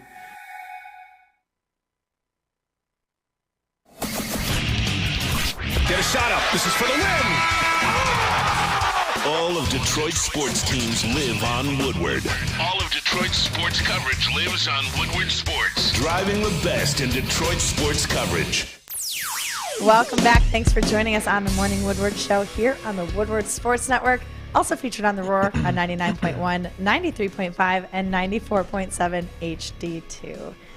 Are we ready to move on? Almost. Have you guys ever had spicy hot dogs? Spicy? Mm-hmm. What is that? So it's basically a seasoned spicy sausage, right? But it's just cut in half. So you know how like you have the that's not a hot dog. It's sausage. It's a hot dog, right? But no, it's not. Sausage and hot dog are two different things. It's a spicy hot dog, and all it is, it's a little thicker, but it's cut in half because you can't put the whole damn thing in one. It's way too much. You guys ever had that before? Sausage and hot dogs are two different things. I know. I just said it's a hot dog. Okay. I'm not going to comment on this. Yes, it is too big to put in the bun. Yes, I meant that. I'm being serious. That's not a sexual joke, I promise. Chili on hot dogs, good? Oh, I love it. Uh-huh. Are we that's the only way that's the only way I'll eat a hot dog with chili on it. I don't eat hot dogs. Yeah. Are we lasagna people here? Oh, I'm a you in my ballpark now. We got lasagna. All right, I have a question. Pasta. How does your mom make lasagna? I'm actually curious because my wife and I have been arguing about this for 6 years. And to this day, I still think she's wrong. Now, you put the meats, you put the cheese, you put the layers, all that good stuff. What goes on top? Cheese. What kind of cheese? I mean, it's mozzarella and Parmesan. I mean, okay, more so. Do you guys use? Do you know what bechamel sauce is? I've seen it. I've heard of it. Okay, why do people use that, and why is that a thing? Is that the original way of making lasagna, Italian style? Yeah, like is it? You're putting sauce on top. So I'm wrong, and she's right. But again, I mean, my mom doesn't put sauce on top. Delete this part of the show. So I can't. This is not recorded. Stop the recording now. Don't clip this. I just have the cheese on top. You don't put sauce on the top too? There's a little bit of sauce, but it ain't like. See, my mom just does the cheese on the top and lets it like broil at the top, and it gets like really crusty. Oh yeah. And she lets the inside cook, but we don't put like the sauce on the top. So and I always thought that was normal. So usually, and then my wife like insulted my whole childhood by telling me no, that's wrong. No, so usually you just have the noodle and then the cheese. And the meat and the cheese, cream cheese and everything in it. Well, yeah, but like on the top is it just like the noodle and then the cheese? It's the noodle and then the cheese on top and it bakes. Yeah. So I'm kind of maybe I'm different. No, I want to know if I actually usually like drown my lasagna. So like what does drown mean? I put like a lot of sauce on it. Yeah, but what's the sauce called? It's the sauce that I make. What the hell? Sauce? What do you make it out of? I don't know. What the hell? Do you mean? Help me here. He's asking if it's marinara or yeah, is it marinara? It's not Prego. All right, I want to know. Is it like a cheese sauce? Is it like white cream? Ooh. No, it's not a white cream that's good. sauce. It's a meat sauce. Yeah. Okay. Okay. It's a red sauce. meat sauce. Adam, did I hear you put cream cheese in your? Not cream. I meant feta cheese. I meant feta cheese. I think. You don't cream mean cheese feta cheese. Is it feta or cream? I don't know what the hell she puts in it. Probably feta. Yeah. There you go, ricotta cheese. Yeah, I'm ricotta. an idiot. Sorry, all of you. Ricotta. Listen, I'm gonna try it with this cream isn't cheese the next Food time, Network. though. Don't look at me like I know everything. I'm talking about sports here. Cream cheese actually sounds interesting to me.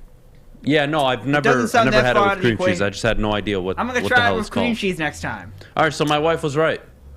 Wow. Usually they are. That really hurts my confidence. I mean, clip that and then send that to her whenever she's mad at you. Yeah, no. No. Yeah, no. We're just gonna pass on. Yeah, just throw it put it in the archives. Just put it in the archives. Anyways. All right. We need to get back on track. Yeah, we gotta get back on sports. Thanks for NBA clarifying your Rookie of the Italian heritage, guys. Appreciate it. Well, Jeff, this question is for you. Right now, after last night's game, who's the front runner for Rookie of the Year, Cade or Evan Mobley? Personally, I've always said this. I think Cade is, but you got to look at the facts. And the facts are Evan Mobley's played in 6 more games. He's been more healthy at this part of the season, and he's been more consistent as of late. Of course, Evan Mobley had a 15 or 20 game stretch of at least scoring 13 points or more. So the consistency's there. In my opinion, Cade is on a worse team. He's got more on his shoulders, and he's shown more. But again, that's just me. All the times I've been watching Cade, not only is he averaging more points, he's averaging less minutes played than Evan Mobley, so he's doing more production in less minutes, and and he's doing more across the board. Obviously, he's a wing, so I'm not going to yell at Evan Mobley for his assists. He's a center, so he's giving you 14, 8, and 1.7 blocks. So he's been solid all year for the Cavs. I'm not going to be pissed and say it was a robbery either way, but personally, I think Rookie of the Year should go to the player that has the most impact on the floor for their team, and Cade, 2-0 against other Rookie of the Year candidates. He's shown when they're matching up, he's always come out on top, no matter how bad their team is playing. So give me Cade. Call it bias, call it whatever you want, but when I'm watching basketball, I'm watching a guy who has a ton of impact on the basketball floor. Evan Mobley doesn't take away anything he's doing, but either one, Adam, I'm good with, but call it bias. I'm going to Cade Cunningham because last night wasn't the only example. If you look at, and I said this earlier in the year when he had 34 points, he shot 0 free throws. He's a guy that can go get a bucket. He's not the most efficient. He's just under 40% from the field, and he's around 30% from three. So his percentages will go up. I think that's the biggest thing for Cade. Shoot more efficient, be more consistent, and I don't see a reason why the guy can't get the Rookie of the Year award. He's too damn talented, and for Evan Mobley, as good as he is, I don't see Scotty Barnes coming up and stealing the award. It's these two guys. And whoever you guys want to give it to, I don't have a problem with it, but in terms of an all-around complete player and the impact he's had this year with his basketball team, it's Cade. He's on a worse team. Evan Mobley walked into a team with guys. I can go through 3 or 4 guys before I get to Evan Mobley. I can get to Darius Garland, Colin Sexton. You got Jared Allen, who's an all-star this year. You got Lauri Markkanen, who's been pretty impressive. And then you got Evan Mobley. So there's a squad over there. For the Pistons, it goes Cade, Jeremy Grant, and then the rest of them. You start naming them off. So give me Cade. I'll take him. Got no problem with it. The only thing I'd have a problem with is if either of those guys don't win, and Scotty Barnes for some reason wins. That's the only thing I'd call BS. But either way, Adam, you can't be mad. Yeah, look, I still think it's Evan Mobley even after last night. Cade's just going to have a good 18, 8, and 6 stretch for the rest of the year. And the Pistons need to have a decent record. But guys, how do you not pick Evan Mobley? They're in the playoffs, Jeff. I know, but I don't. His role is I know different, it's a team game. Yeah. I get it. I really do. But what were the Cavs a projected playoff team? Even after the Lauri Markkanen deal. I mean, you were looking at them. Maybe they sneaking in a play-in. They're a top 4 seed right now. Well, listen, and I get that. And he's a big part of it. He is, but if they didn't have... they lost Colin Sexton early in the year, so obviously Evan Mobley had to step up. And I think that's a good point. Their expectations weren't that high this year, but you can't deny the guys they have on the roster, at least now. But again, hindsight 2020, we're 50 games in, and you can't call the Cavs out now. Before the season, they weren't very good. So either way, like I said, he's been a big part of why the Cavs have success. But in my opinion, I hate doing this, but swap teams. Like it's if Cade was winning and he was putting up these stats, I think he's the clear-cut Rookie of the Year. So I mean, it's any way you want to take it. So I think winning's important, but it's not everything. But certainly, you saw years ago, Joel Embiid was the most dominant rookie, but he only played 30 games, 40 games. Malcolm Brogdon won it just because he played in every game. So I don't know if injuries also will have a factor in who wins Rookie of the Year. Cade has 7 less games in him. So I don't know how they're going to judge that. I'm going to be very curious. Yeah, look, I'm not saying team matters completely in the individual but they take award, it into but consideration. You have to take it into consideration. And of all the rookies, who is the most contributing? Who is contributing the most to their team's success? I think it's Evan Mobley. I would say Cade. I would too. Because he has to success? do more. Yes. He doesn't have success, but he also carries the team. If you take Evan Mobley off that team, they make the playoffs. I'll say that. They'll win without him. They'll make the playoffs. If you take Cade off the team, where the hell? I mean, they're not any worse. That's fair. We've seen the Pistons without Cade because he's missed so many games. Oh, I know. And I think that's why we kind of maybe see it more of an impact. That's why I love Jeremy Grant so much because he's so good. He is so good. Oh, my God. Oh, my God. So damn good. Me. You know what I'm excited for, though? What? We're going to talk about the 10 best players in NBA history. So, obviously, this was a big debate really all week, right? Yeah. Whether it was LeBron, MJ, Bird, Kobe, Tim Duncan, Shaq, whoever it may be. So, me and Jeff yesterday decided we're going to do a top 10. Yep. And we're both going to have our own top 10. And I'm not going to lie, I'm kind of nervous because I don't think anybody has ever mimicked my top 10. I don't think it's ever been done. And I think I'm going to piss off a lot of people. But it should be fun. That's what's fun about it. That's what's fun about it. It's just another day in the studio. Oh, thank you, man. I appreciate your confidence. Anyways, we'll talk about that when we come back from break. But before we go, we do need to hear about Planet Fitness. Guys, Planet Fitness, the official sponsor of the Woodward Sports Studio. We're so excited to have them on board. Check them out. $0 down, $10 a month. Visit planetfitness.com or any local Metro Detroit location. Guys, your fitness is essential. Physical and mental health, something that really helps me a lot in my crazy day-to-days, are going to the gym for 35, 40, 45 minutes and really getting that stress reliever out of the way. Going to Planet Fitness every day, not every day, but 5 days a week really helps me kind of stay balanced both mentally and physically. I couldn't recommend it enough, guys. If you want to get started, $0 down, $10 a month, I encourage you to take your fitness seriously in 2022. And again, your fitness is essential. What's the over-under? Should I tease? Who is the lock of the night? Make sure you're watching Woodward Bets to get the latest in sports betting and more. Woodward Bets daily on Woodward Sports.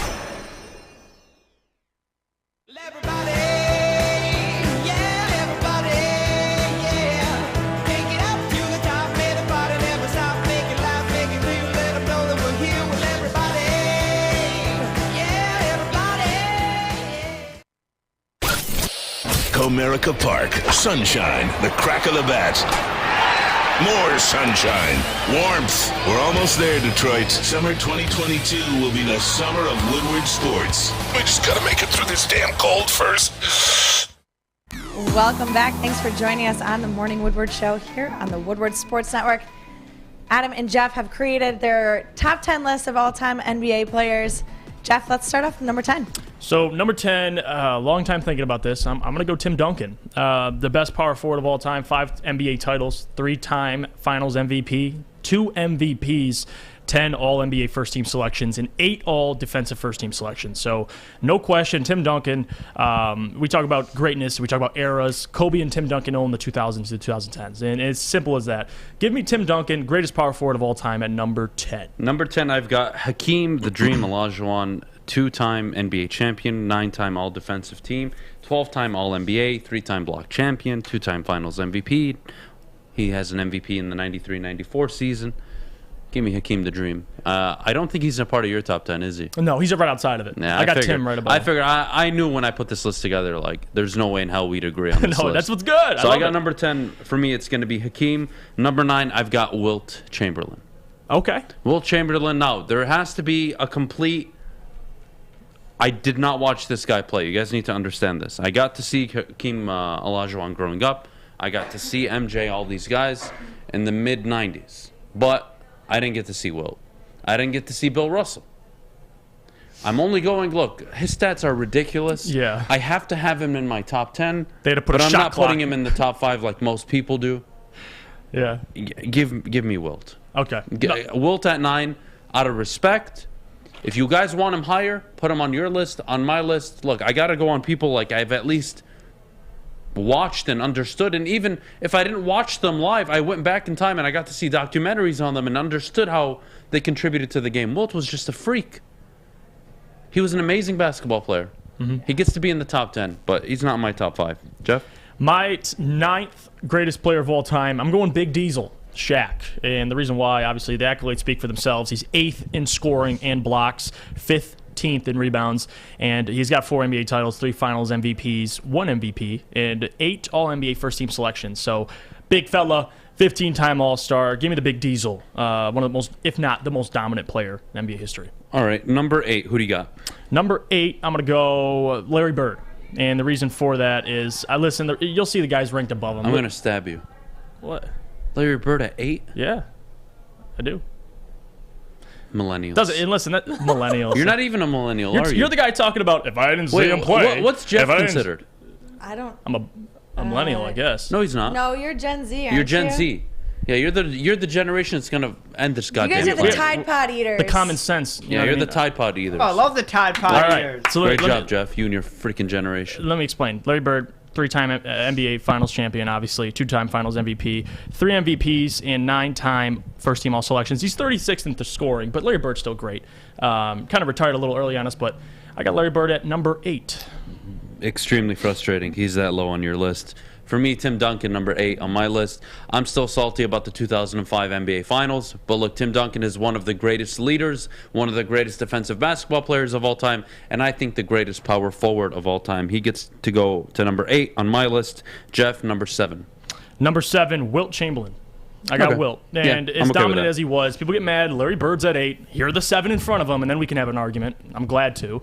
But anyway, Wilt Chamberlain, the most dominant player in NBA history. I know there's no film on him, but all you need to know is he changed the game because of how dominant he was. I get the players he was playing against. I get that. But the guy, it's never Can I correct you on that? What? When you say change the game, what do you mean by that? They had to implement rules to stop a guy that big at that time. There was no rules even to stop him. Theoretically, in theory, yes, you are correct. But my thought on a guy that changes the game is a guy like a Steph Curry, right? A guy I'm talking. Okay, how about this? A guy that's forced the league to change rules because of how dominant he was. Okay, no. I'm okay with your definition. That's my definition. Go ahead, so give me Wilt Chamberlain. So he's number 7? Number 7.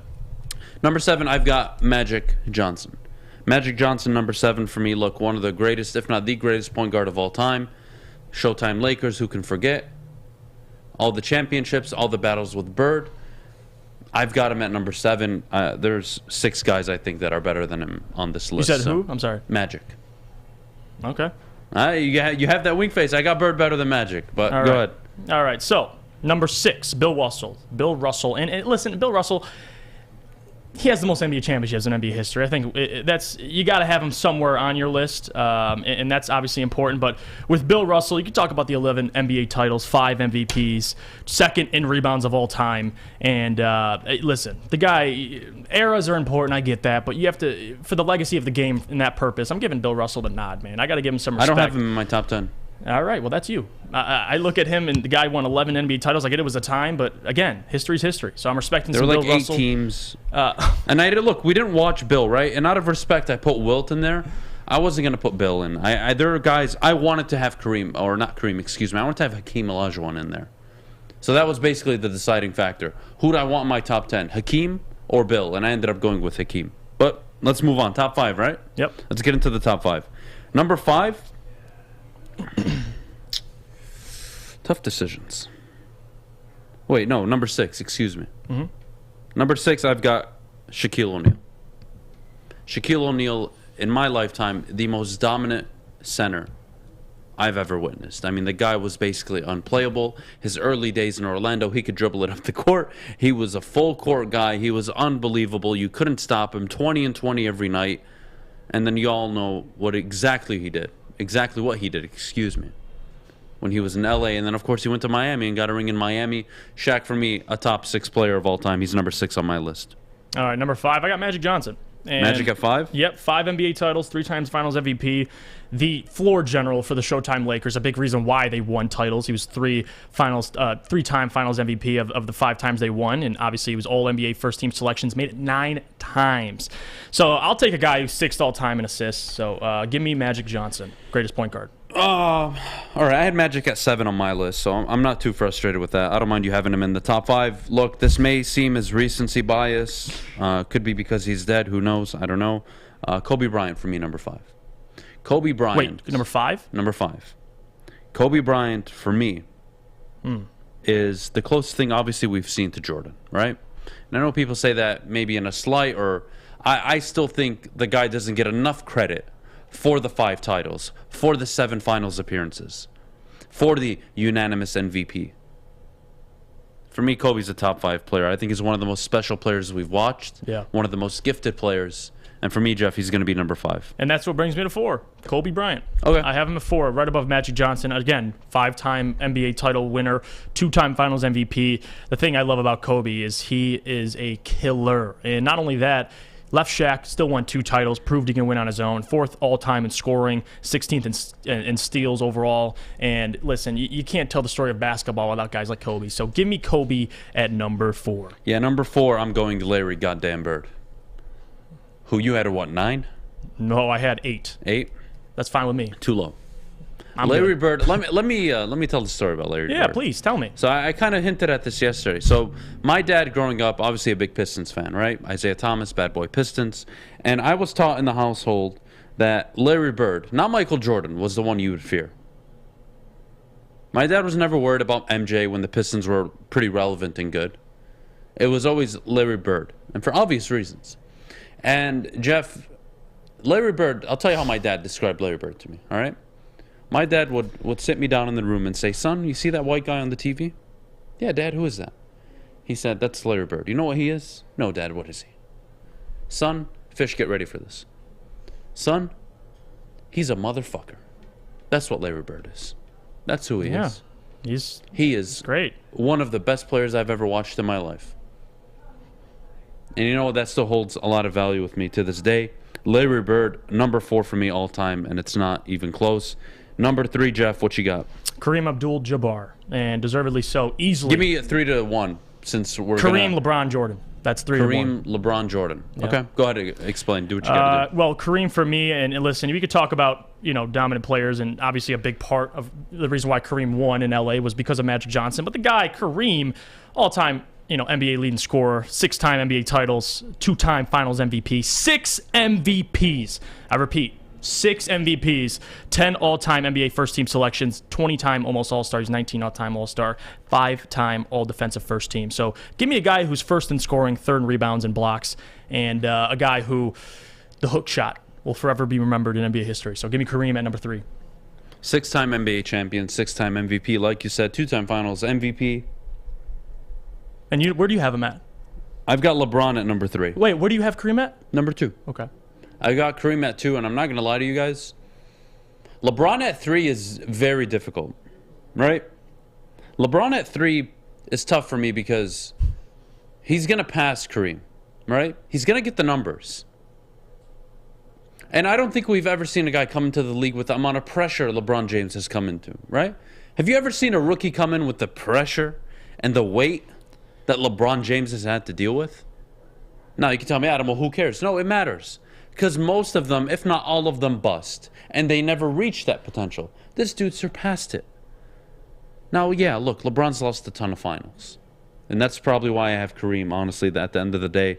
Why I have Kareem over him. And it's not even just because of the finals. It has to be. Who was more...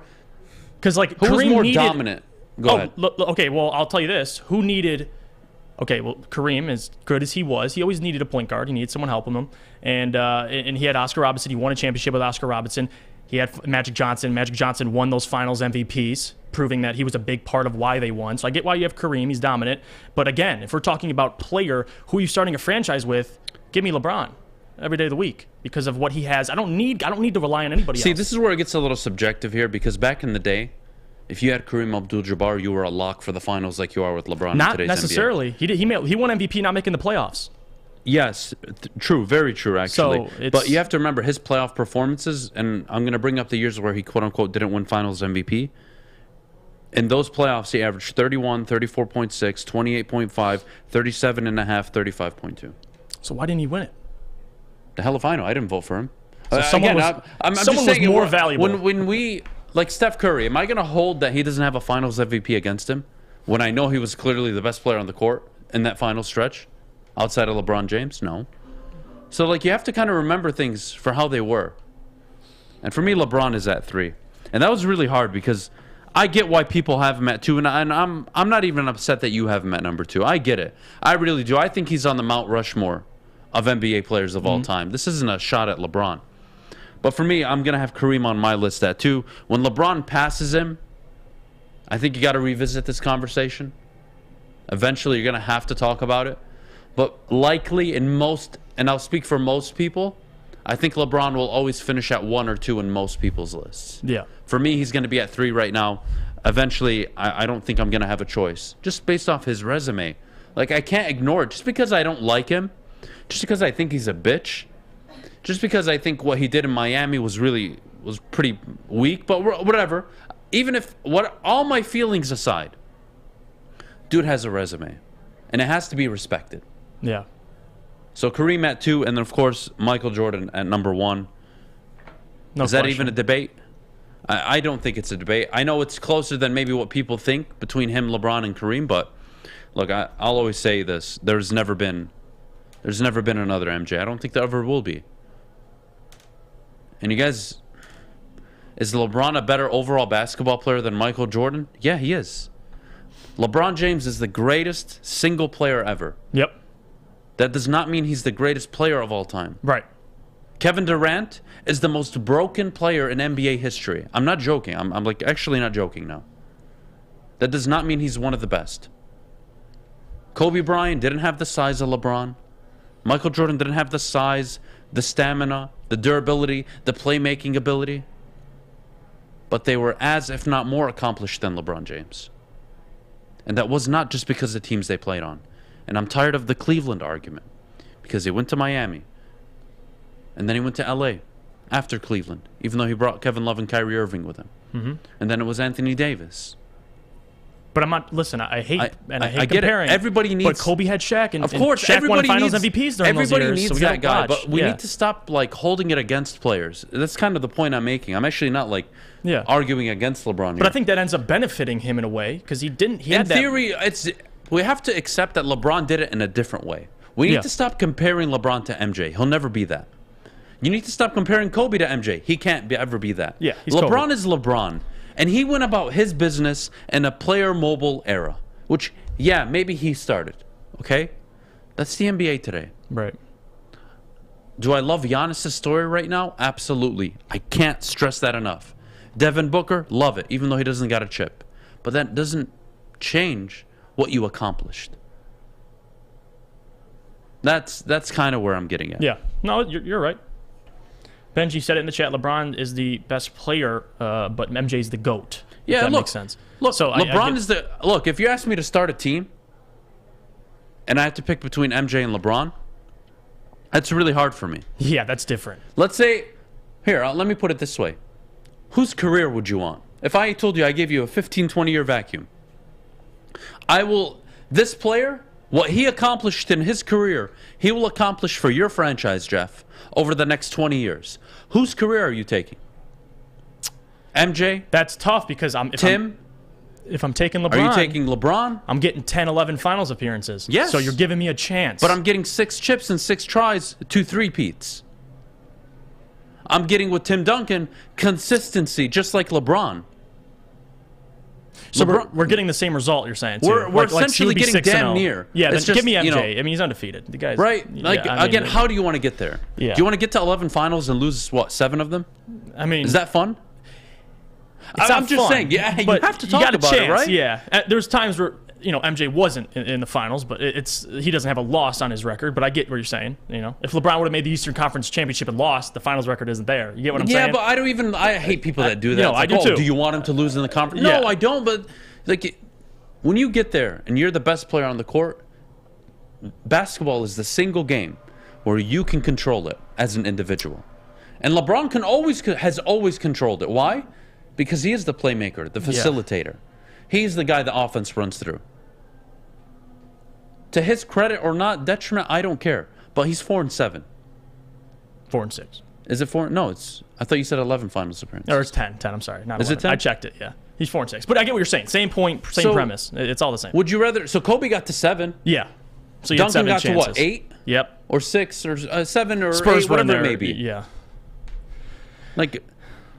I just think MJ's it's funny. just the greatest. MJ just has such a different, unique story. That's why he's the greatest. And he has a lot of what ifs. What if he didn't go to baseball? This guy could have been even more dominant. Who knows? He gave the Houston Rockets a free championship when he retired. He said, Put it this way.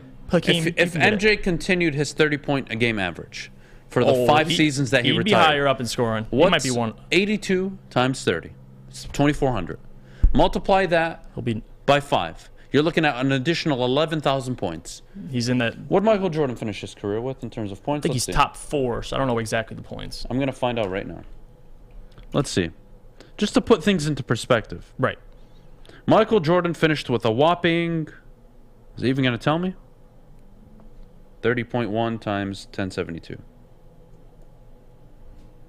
He finished with a whopping 32,000 career points. He would have had 43,000 points if he just played the retired years and the baseball years. Yeah. 43,000 points. That was Michael Jordan. That's why he's the greatest. Yeah. It's like a lot of... You can't tell me, well, what if LeBron played longer? He is. Yeah. He is. And it benefits LeBron, but it also benefits MJ because there's a lot of what ifs. You can sit here and say, what if he didn't retire? The guy was just as dominant. Could have had more championships. So easily we agree. MJ number 1. So I like this argument. Hate your number 2 pick. But I do like this argument. You know what? Let's take a quick break. We'll come back and we'll finish it up.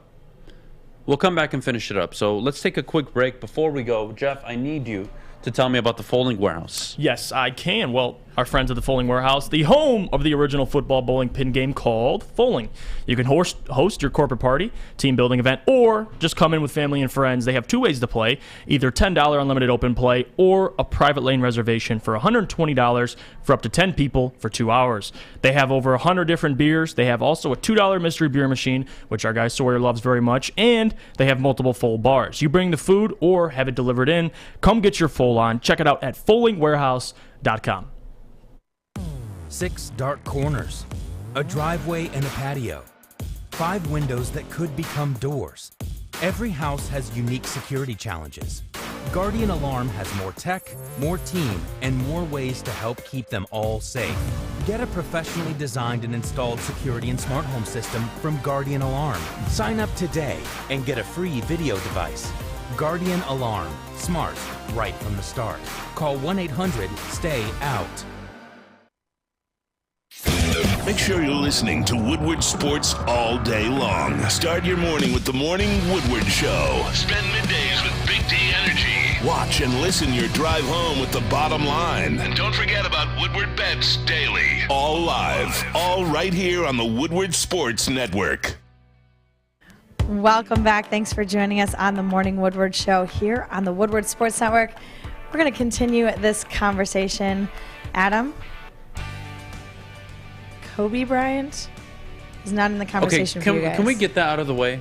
LeBron James is a better player than Kobe Bryant.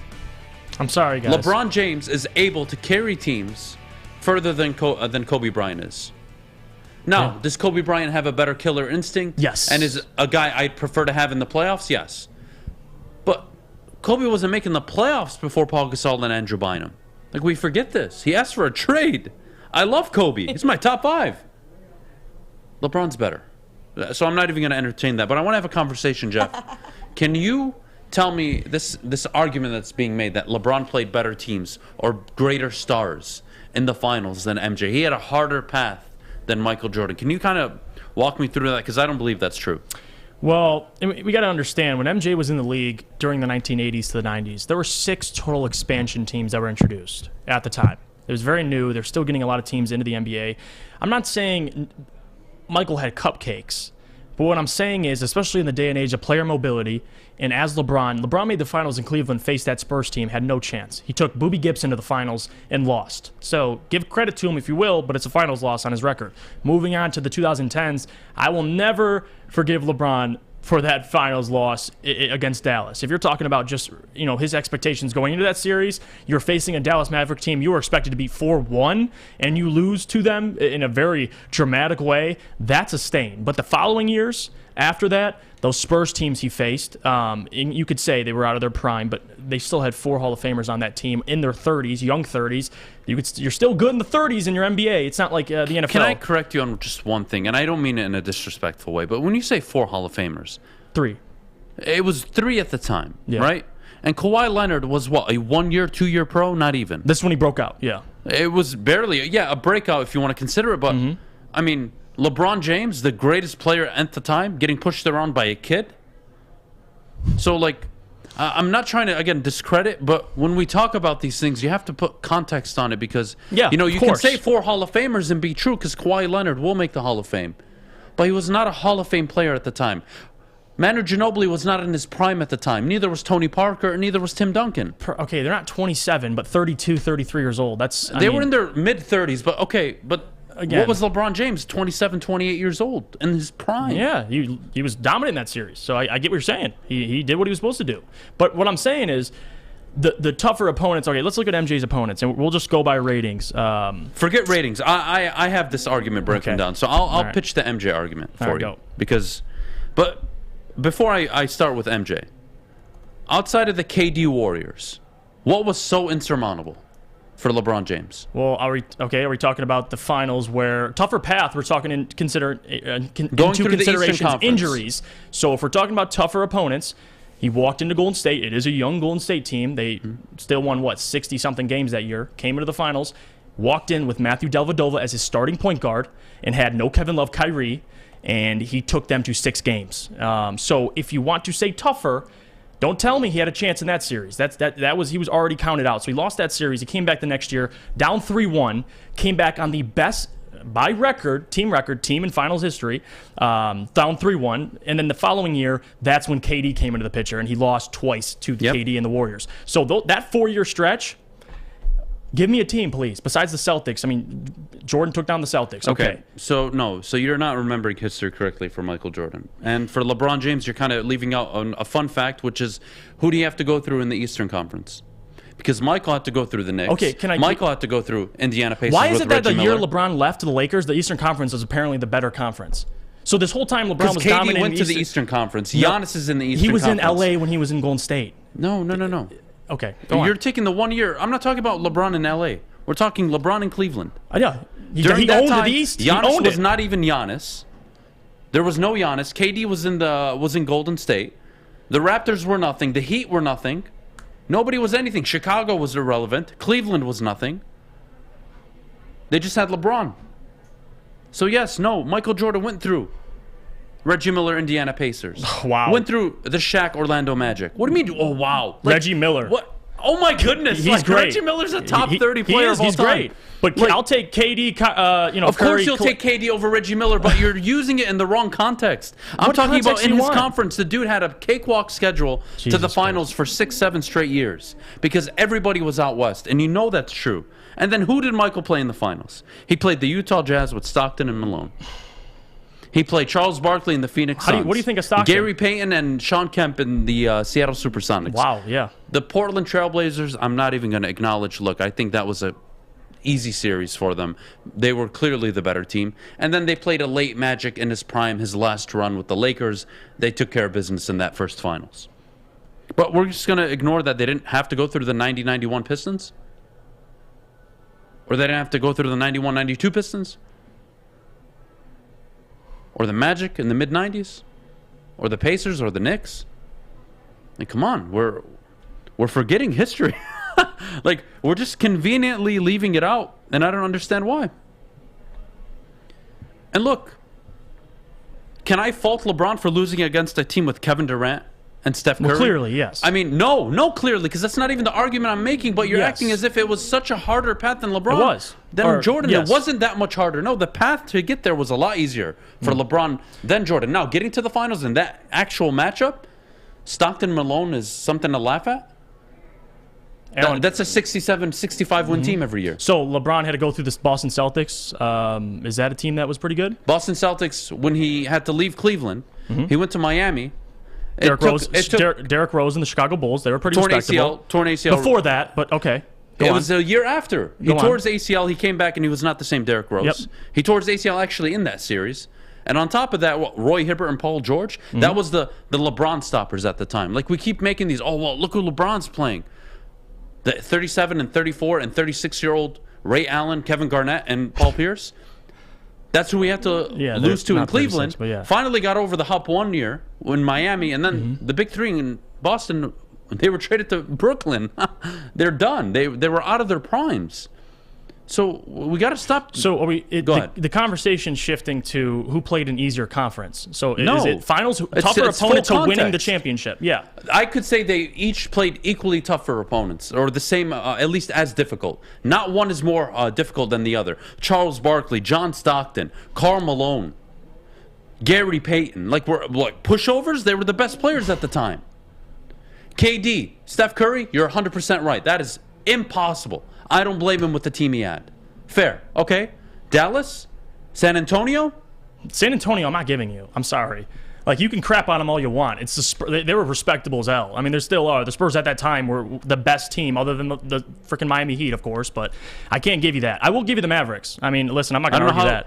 But listen, Michael Jordan, I'm not going to say he had an easy path, but I can't sit here with a serious face and tell you that Michael Jordan faced tougher opponents. Like, I don't know. And you could bring up the East argument, but again, like, I don't have the entire Eastern standings in front of me. But if I went through all those years, you could talk about how bad the East were. But can we revisit Michael Jordan? Can I ask you this?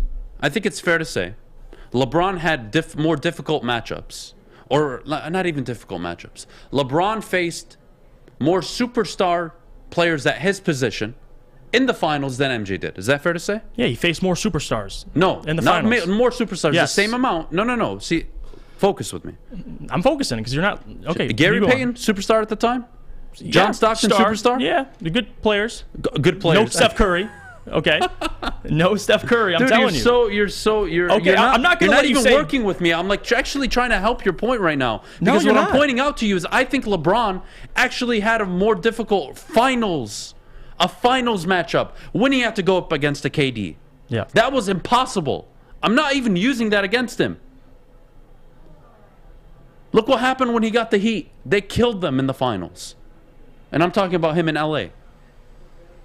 But don't ignore the Miami Heat 4 years. And I don't even bring up Cleveland because I know it wasn't his fault. But you look at that 4-year stretch in Miami. Dwayne Wade, Chris Bosh, Mario Chalmers, Ray Allen. They had a team. Eric Spoelstra, one of the better coaches in the NBA. Like, you gotta look at the full picture, man. Oh, I get you. And don't tell me more superstars. I could argue the Golden State team, Jordan would have never even come close, even though I could argue Jordan's team would have a better shot against Golden State. But again, we're comparing two different eras. I don't even think that's fair to say. No, it's not. But I could argue that Golden State, that team with KD, Jordan never faced a team that good. No. And the only team I could put close to it would be the Utah Jazz, who he played twice. But again, they didn't have a third star, right? It was just Stockton, Malone. What about it was never KD, Clay, and Steph. So I'll give you that. What about pre-KD? Pre-KD. They won 73-9. What team has Jordan faced? Just take off KD. Yeah. That he's faced that the 3-1 comeback, I think, to be fair, is one of the greatest. Not the comeback, the team itself. Let's take off KD. Look at that Warriors 73-9 But isn't that the team. brilliance of LeBron, though? That's kind of like, again, LeBron, that's why he's the second order. If you want to call him, I don't care. That's why he's so great. Because LeBron is a different kind of player. LeBron elevates everybody around him. Fair? I don't even think that's fair. That's just the truth. Right, yeah. That's true. He elevates everybody around him. But how does that work out? You have to understand how teams are built, guys. If LeBron carries me all the way and I don't give him an adequate amount of superstars, am I kind of setting him up for failure, even though he dictates who's on his teams? We're not talking... Again, when you have Chris Bosh, Dwayne Wade, LeBron James, the Mavericks final, I know you already agree with me, that was a disaster, but I'm willing to... Let's say I'm willing to look past that. And I'm willing to say the Mavericks and the Spurs final, the first two, I'll erase them from my memory bank. What was LeBron James? LeBron James was the best player in almost every series outside of the KD years, and I would argue he was the best player even when they lost to the Spurs. It wasn't Kawhi Leonard, but he struggled against Kawhi. It was kind of weird. Look, I just think when we talk about the finals, it's hard to have this conversation because one guy is 6-0, and the other guy is still playing, has losses, but you kind of put a question mark around his losses because I would be very ignorant to sit up here and say, oh, well, he lost to Kevin Durant, Steph Curry, and Klay Thompson. Duh. And I don't think that Cleveland team makes the finals with Jordan. And that's what makes LeBron so great. And that's why I always tell you LeBron's better than Kobe. It's not even a debate. And this is why this argument's so hard, is because it's different eras. Like Jordan played, obviously, we're comparing eras. But I don't want to discount who he played, right? No, I get what you're saying. I know the argument you're trying to make. I'm really not even disagreeing with you. Because I think LeBron has played way more difficult opponents in the finals. And you got to look at the development of players over time. Of course, they always get better, Everyone's gotten better. But I got to look at the era for what it was, right? Nobody looks back and yells at Magic or Bird for losing in finals. No. That's why nobody brings it up. We only bring it up with LeBron. Why? Why is this a thing? Because he lost some finals. You look back and you're like, well, damn. You know, at least Bird lost to Magic. Magic lost to Bird. Right. It was LeBron lost to Jason Terry, Dirk that Nowitzki, one's a bad. powerful. Yeah, that one's he bad. lost to a young Kawhi Leonard and an aging Spurs team. And I'm not discrediting them, please. Yeah, but I know. That's the context. That's the main focus. That's the thing, and that's why it's so hard to compare the two. Yeah, it really is. I like the and argument. Jordan was just this much better than anybody that he played against. By far. And that's because he was great, not because they weren't great. Malone's a top 20, 30 player. Stockton's one of the best point guards ever. Like, Barkley's one of the, if not the greatest player to play the game without a ring, right? Yeah. That Jeff, that's what's difficult for me because what LeBron has done, we've never seen. But we've never seen what Jordan has done. And that's why I think if you put them 1 and 2, I have no problem with that. Yeah. But it drives me nuts, and that's why I get frustrated when we talk about, like, Well, look at the superstars he's played against. Well, you know what? I can't tell you what would happen if KD played in this era and he played in that era. Yeah. That is stupid. It's like me saying, take the Miami Heat team, put them in the 80s. What are they doing? We 90s. can't, like, do, you can't that. do that. We can't do that. They lost. And They're I don't in this think it's fair era. even. No. And you know what? Like, you know the ignorant comments that come from some of the players, like, well, me and Kobe's, 2000 Lakers, we would have stomped the Golden State. We're like, dude, no, you wouldn't. Honestly. Yeah. Like, no, the game has changed. Like, just accept every era for what it is. That's all it is. But when we talk about LeBron, Jeff, it's always going to be those two finals. Mm-hmm. It's always going to be Dallas, San Antonio. And I'm not talking in Cleveland, San Antonio. Miami, San Antonio. And they let that slip. And it could have been, again, it could have been 3-1 or 1-3 if it wasn't for the Chris Bosh, Ray Allen rebound shot. And that's what's so tough. LeBron could be the leading scorer, leading in every statistic, but Ray Allen Where was LeBron's moment in the finals? Because 3-1, I think, is the greatest NBA Finals, performance by everything. a 2. Because, Kyrie was just Hit as the big valuable, shot, but yep. it was clearly LeBron, right?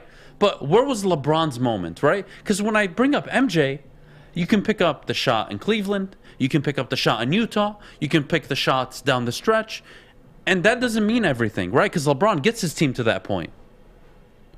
But what's LeBron's defining moment in his career? What is it? He doesn't have, I'll say this, he doesn't have the shots like Jordan, obviously, but if we talk about moments, I believe in that San Antonio series, the when before Ray Allen hit the shot, LeBron was on a scoring streak in the fourth quarter. He scored like 10 straight. So it's like the little things. No one's going to remember when he scored 10 straight points in the fourth quarter. It'll always be Ray Allen hit the shot. So to your point, there isn't a moment because LeBron isn't like MJ where he'll pull up, give me the last shot. He's more of a give your teammate the last shot. And in today's era, isn't it more accepted that superstars, instead of waiting for their team to draft or trade for somebody, they just team up? Correct? That is correct. That is, and even if LeBron started it, that's today's NBA. I don't want to hear you comparing it to the 90s. It's a different game, different money involved, different contracts. Yep. You see where I'm getting at? I don't want to diminish what LeBron has done, but you have to put it into context to the point, at least when we're talking about Jordan. Mm-hmm. When we're talking 1 and 2. Let's say you want to put LeBron at 1, right? And I'm not saying you are, but let's say you put him at 1. Yeah. Okay. All the stats are going to go in your favor. But are we going to disregard our eyeballs? Michael's greatness, right? What we've because seen, Michael was just that much better. People scared him or scared of him. And if LeBron feared him. I'll put it this way. Wasn't LeBron this much better than everybody in his time? Yeah. To an extent, he was. Yeah, I would say that. But what happened as the games got, or the teams got better and better? Evened out. And with with Jordan, it never mattered. Because he was just always the best player universally. It wasn't even fair. Yeah. And you want to play that on his era, fine. But do you hold that against him? It's tough. We got to take a quick break. When we get back, get your questions in the chat, guys. This was really fun, Jeff. I love it. That was really fun. It's good to have these conversations. You know, Michael Jordan doesn't... You know what Michael doesn't have that you have? A beautiful head of hair. That is very true. And if Michael had hair, I would suggest for him to go to Lady Jane's. Because, guys, let's be honest, we like simple stuff. And we also like things uncomplicated. So, like Lady Jane's Haircuts for Men, walk in, sign in, sit down. And before you know it, you're handsome and clean. Get to Lady Jane's, open 10 to 8, 7 days a week. Walk in anytime because it is wicked awesome. Life is full of hard choices. We're here to make one of life's biggest decisions as simple as possible. My name is Christina Gennari, and for over 20 years, I've helped hundreds of families buy and sell homes. We cover all of Metro Detroit and more, from large luxury homes to starter homes. We will work hard to make sure that you get the home of your dreams. So if you're in the market today or even thinking about buying or selling in the future, make the obvious choice. Christina Gennari, the obvious choice in real estate. Visit us at soldchristina.com today. Hi, my diamonds. It's Crystal with an X. You want to get hot and perfect like me? Here's my super easy routine. Drink at least a gallon of water before you wake up. Attach a weight to everything in your house. Hello? Sell your car and just sprint everywhere. Scream when you exhale. Don't follow Crystal with an X. Do your own thing at Planet Fitness with tons of equipment and free fitness training in our clean and spacious clubs. Join now for just $10 a month and cancel anytime. Woodward Sports. Missed part of the show today? Watch again on YouTube or download the podcast anywhere you listen to podcasts. I can't let you guys get away without telling you about our friends from the Sports Marketing Agency. And SMA has been leveraging pro athletes and other notables for a decade against the issues around mental health, substance use disorder. With the help of NFL alumni, Sean Jordan has been able to save lives and take a stand against these issues. And that's why soon coming to Woodward Sports, the Sports Marketing Agency podcast called This is the F Word series on fentanyl. If you are struggling with substance abuse or mental health, they're here to help. Please go to thesportsma.com. Make sure you tell them Woodward Sports sent you. Mailbag time. Mailbag time. All right, guys, what questions do we have in the chat this morning? Does Cade with Bagley have the Pistons assist and dunk of the week or month off that alley-oop play last night, Jeff? It's pretty sexy. I would say so. Call me biased, but getting Marvin Bagley and acquiring him and seeing now, we talk about lob threat. That's a lob threat. So give me Marvin Bagley. I like it. Dunk of the week. I'll take it. I like Jack's question. Hot dogs or burgers? Or burgers or pizza? Oh, damn. I'm Italian. I'm going pizza. I'm sorry. What kind of debate is burgers and pizza? Pie. What? What kind of debate is burgers and pizza? You think pizza as well? Sure. You said sure. You weren't sure. Well, no. I just don't know what kind of debate burgers and pizza It's an interesting... Normally you say burgers and hot dogs. Damn it, Mitch. How does one eat a footlong with no gag? Asking for Adam. What is it? Mitch said, how does one eat a footlong with no gag reflex? Asking the hell for if Adam. I know. He goes asking for the Adam. hell if I know. Adam wouldn't know. By the way, speaking on pizza, Chicago or Detroit style pizza? I'm having an argument right now on the phone. What is Chicago again? How do they do it? They kind of have like the tomato chunks, and it's like it's crispy crust basically. I would like that. I'm not a big guy at Detroit style. I don't like the sauce on top. I'm gonna be honest with you. I'm weird about it. So call me weird, but they got like the tomato chunks. They got the cheese. They got the pepperoni. The pepperoni's underneath. I'll take it. Sam Howell or Malik Willis? My God, if you're making me answer that question, I'm gonna have to go with Malik Willis. I don't want a quarterback this year in the NFL draft, but if you're asking me that question, I got to answer. Will the Wings rally back tomorrow and get a W against the tough Toronto Maple Leafs? I would hope so. And I would hope. And listen, I'm not too sure worried about it, but if we can get to watch guys like Mo Sider and Lucas Raymond, those guys, Dylan Larkin, putting on a magnificent season, then I'll be happy. So it's not about the win or loss to me. I just want to see the guys play well. Mel Sack, is Dwayne Casey still the long-term solution? Probably not, Mike, if I'm going to be honest with you. A lot of guys have mixed emotions on Dwayne Casey, me being included in that. Dwayne Casey, I love him. I think he's a great teacher. You have questions about his offensive system sometimes and maybe his rotations, but at the end of the day, man, Dwayne's a great guy, and for this situation, he fits it. We'll see next year. He's on the hot seat next year. I'm not lying there. Biggest riser in the draft and biggest faller. I'm going Christian Watson, and the biggest riser and faller is Kayvon KT. Thibodeau. Yeah, I think Thibodeau's falling. Seems like it. The more mock drafts that come out, the further and further. He went from 1, 2 to 3 and then 4, and now he's at 5 and 7. What the hell's going on? I don't know if it's a character issue. Not sure what the hell is going on, but it doesn't seem like Thibodeau's even going to be an option for the Lions at number 2. It seems like the consensus is going to be Aiden Hutchinson if he's available. But what the hell do the Lions do if the Jaguars take Aiden? Are we even ready for that conversation? If the Jags take Aiden? If the Jags take Aiden. I'm jumping on the Hamilton train, I guess. You guys. It becomes difficult. I know. I'm getting on, and I'm not too sure if I'm riding it, but it's all right. I think he's... I mean, honestly, if you're talking about evaluating a prospect, I'll take Kyle Hamilton. I don't know about number 2, but I'll take him over Kayvon Thibodeau, I think, at this point. I just don't... I'm trying to trust what I read, and I'm reading a lot about Kayvon, and there's too many questions for me. As talented as he could be, I don't know. It's tough. What else we got? Hey, are you guys Coney fans? What'd you say? Are you guys Coney fans? Coney dog fans? Yeah. Yes. Do you know what the Flint style Coney is? Art, when he was here, they tried it. I don't know what it was on it, though. Okay, Matt Carrier says Flint or Detroit style Coney. You know what? I'll give it a chance. I don't mind. I like Coney dogs, but not hot dogs. Steve, do you have any good Adam hair photos to share? Listen, we're not going to distribute any of this stuff. You guys need to stop asking. Dean at number 2 if Thibodeau falls off. No chance in hell you take a linebacker at number 2. Does Blashill need to go? No, Nicholas, he doesn't. Blashill's doing a serviceable job. Yeah, I think what he's supposed to do what is are they, right 23, 23, and 6 right now? The Wings are fine. Are they a peak team that's going to entertain you every night? Look, they're going to struggle. They're young. But they do have a future. The Red Wings totally have a future. I'm not even concerned with them. Is Blashill the guy that takes them on a Stanley Cup final run? Maybe not. But he's definitely the guy to at least lead the development charge for the next 2 or 3 years, Jeff. Maybe 3 years is too long. But next year for sure. And then after that, I think you got to bring in the guy. Mm-hmm. Let's see what else. What's the difference between Flint and Detroit? I'm not even qualified to answer that. Is he talking conies or just in general cities? Hey, Fish, what do you think about this question? Who wins in an Oklahoma drill? Easy versus Fish and Jeff, or Juicy?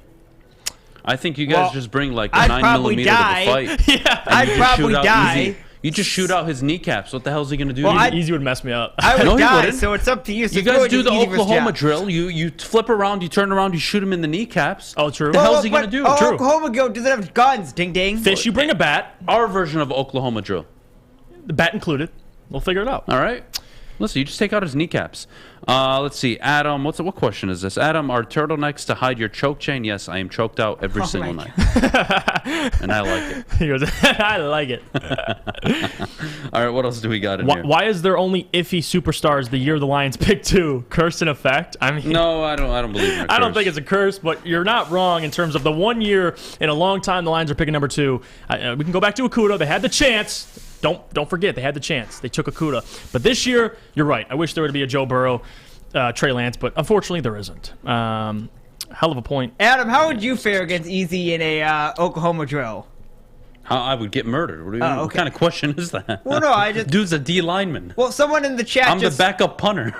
Okay, but someone in the chat just put Easy would destroy all 3 of you. So I didn't know if you had a different response. Got it. What? Say it one more time, Fish. Someone in the chat just Easy would destroy all 3 of us. Oh, I mean, one-on-one, yeah, for sure. Even 1-on-3, I mean, it's going to be hard to tackle him. Adam, do you prefer red or black gag balls? I'm a red guy. I feel like, it's extremely appealing, Mitch is a legend, dude. Yeah, no, I'm into red gag balls, 100%. I meant to ask, what's the difference in coney dogs? Oh, I don't know. I've never had a coney in Flint. And I won't lie to you guys, I've never had a coney in Detroit. I'm told the coney in Flint's like meat chunks or something. Oh, I don't know. I make my own like coney dogs at home, so I've never like gone to Detroit. So you've never gone to like American or Lafayette? No, I've never gone to American Coney or anything. No, it's just not like a. I don't know. That's not something my parents would take us to do when we were kids. So I never did it when I was an adult. Maybe I'm not a true Detroiter, honestly. I'm probably a piece of crap for even saying this. We got to go. It's 10 o'clock. Guys, thank you for joining us. Sorry about everything that's gone on today, from foot fetishes to food fetishes. I hope you enjoyed the morning show. Have a great Friday. Have a great weekend. We'll see you back Monday. Let's pray to God we get some interesting stuff happening in the sports world over the weekend. We'll see you guys. Enjoy.